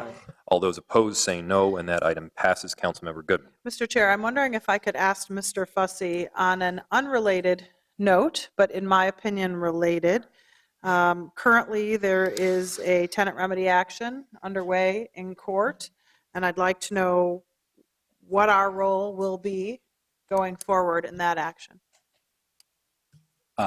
Madam Chair and committee members, it is true that there are various actions that involve these properties.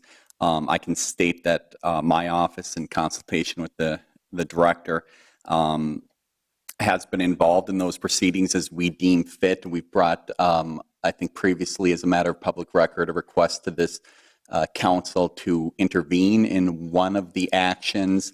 And certainly going forward, we will continue those discussions and we'll continue to explore and to work with any of the tenant advocates or representatives or anyone that might have interest in these properties to attempt to ensure as smooth a transition as possible and in an attempt to ensure that our ordinances and requirements are followed. I can't give any specifics, but I can confirm that this action, there's much work to be done by Mr. Schuckman and also by the city attorney's office going forward with regard to these properties, and we are going to endeavor to complete that work.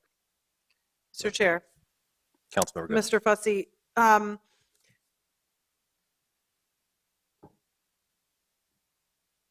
in order to protect the renters from potential displacement, the legal action with regard to a Tenant Remedies Act that could have the ultimate result of having a receiver appointed would seem to be consistent with the will of the council.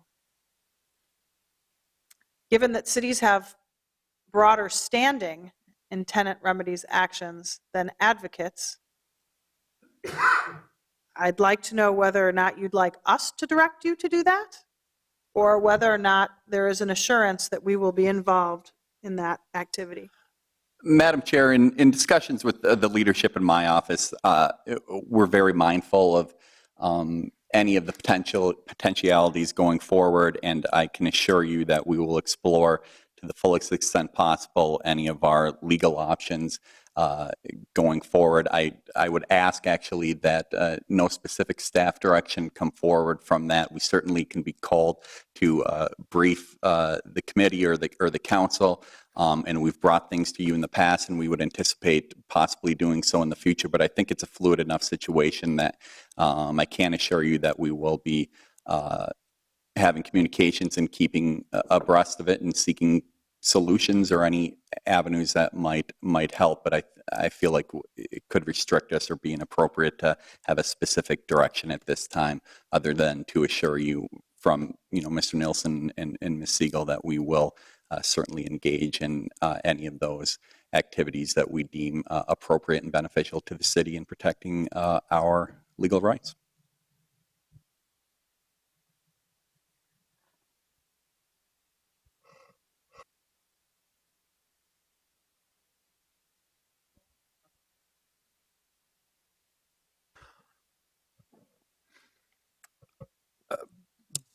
So it doesn't look like there's going to be a staff direction at this point. Mr. Fussy?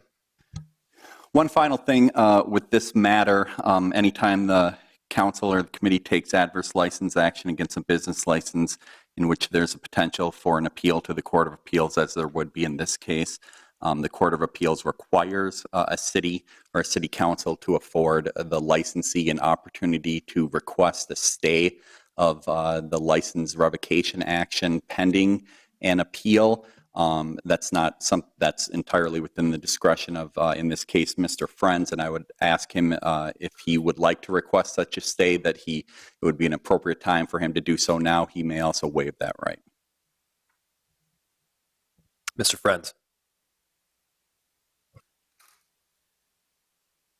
I believe it's been the past practice to afford that stay, and I would request such. Councilmember Goodman. Mr. Fussy, how much time do we need to contemplate the concept of a stay? Mr. Chair and Councilmember Goodman, committee members, in keeping with our past practice in these matters, I prepare to advise you regarding the legal standard that you can apply in such a request, and that comes from the appellate case of DRJ Incorporated versus City of St. Paul. In that case holds that when determining whether or not to grant a stay pending appeal, a city council must balance the appealing party's interests in preserving the status quo so that effective relief will be available if the appeal succeeds, against the interests of the public or the prevailing party in enforcing the decision and ensuring that they remain secure in victory while the appeal is pending. In this case, it would be the recommendation of the City Attorney's Office and also of Regulatory Services that you deny a request for a stay.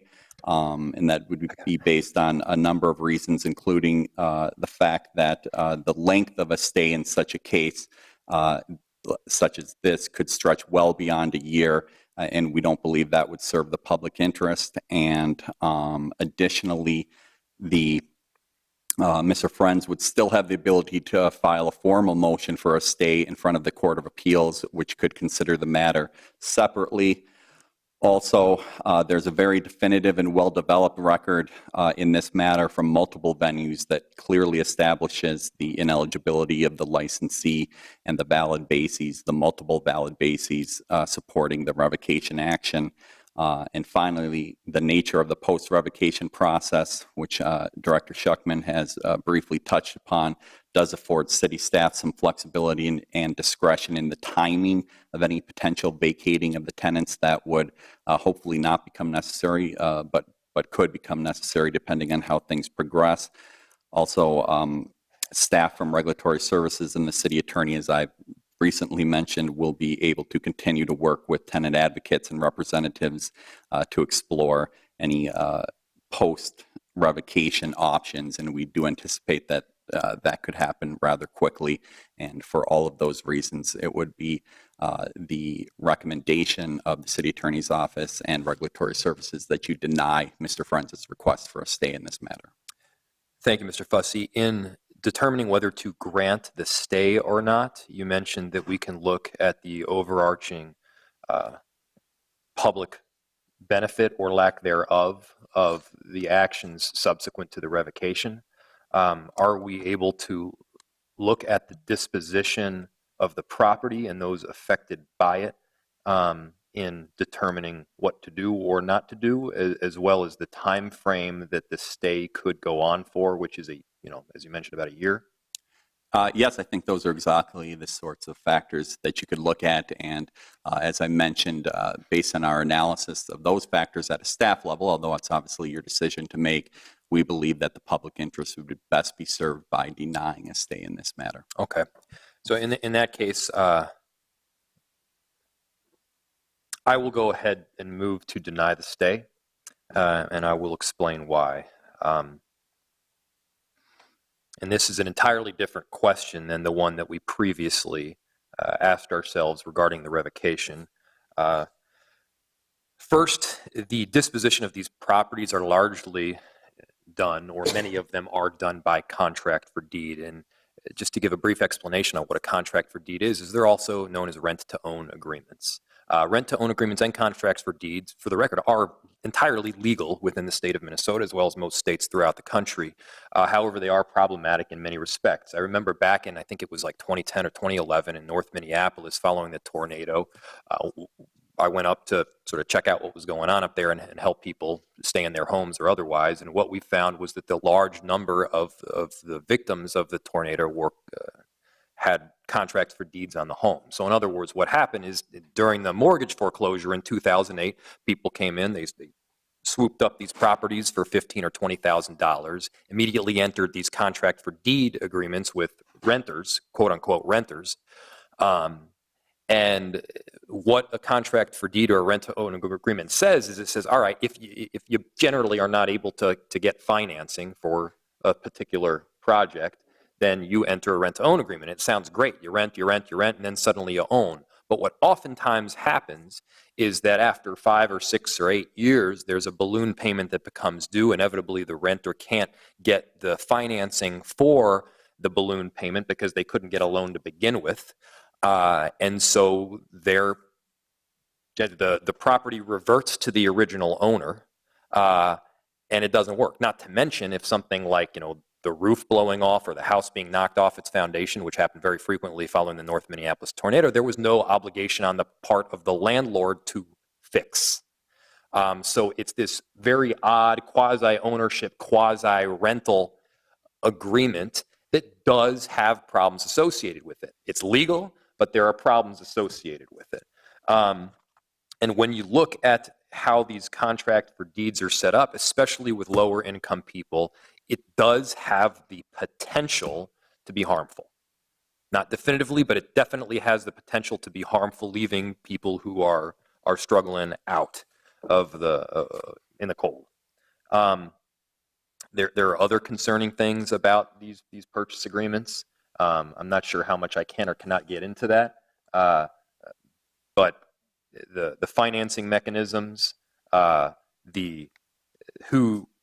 who and how the purchase agreements are coordinated with, it all becomes quite concerning. And so I do think it's probably in the public's interest at this point to deny the stay.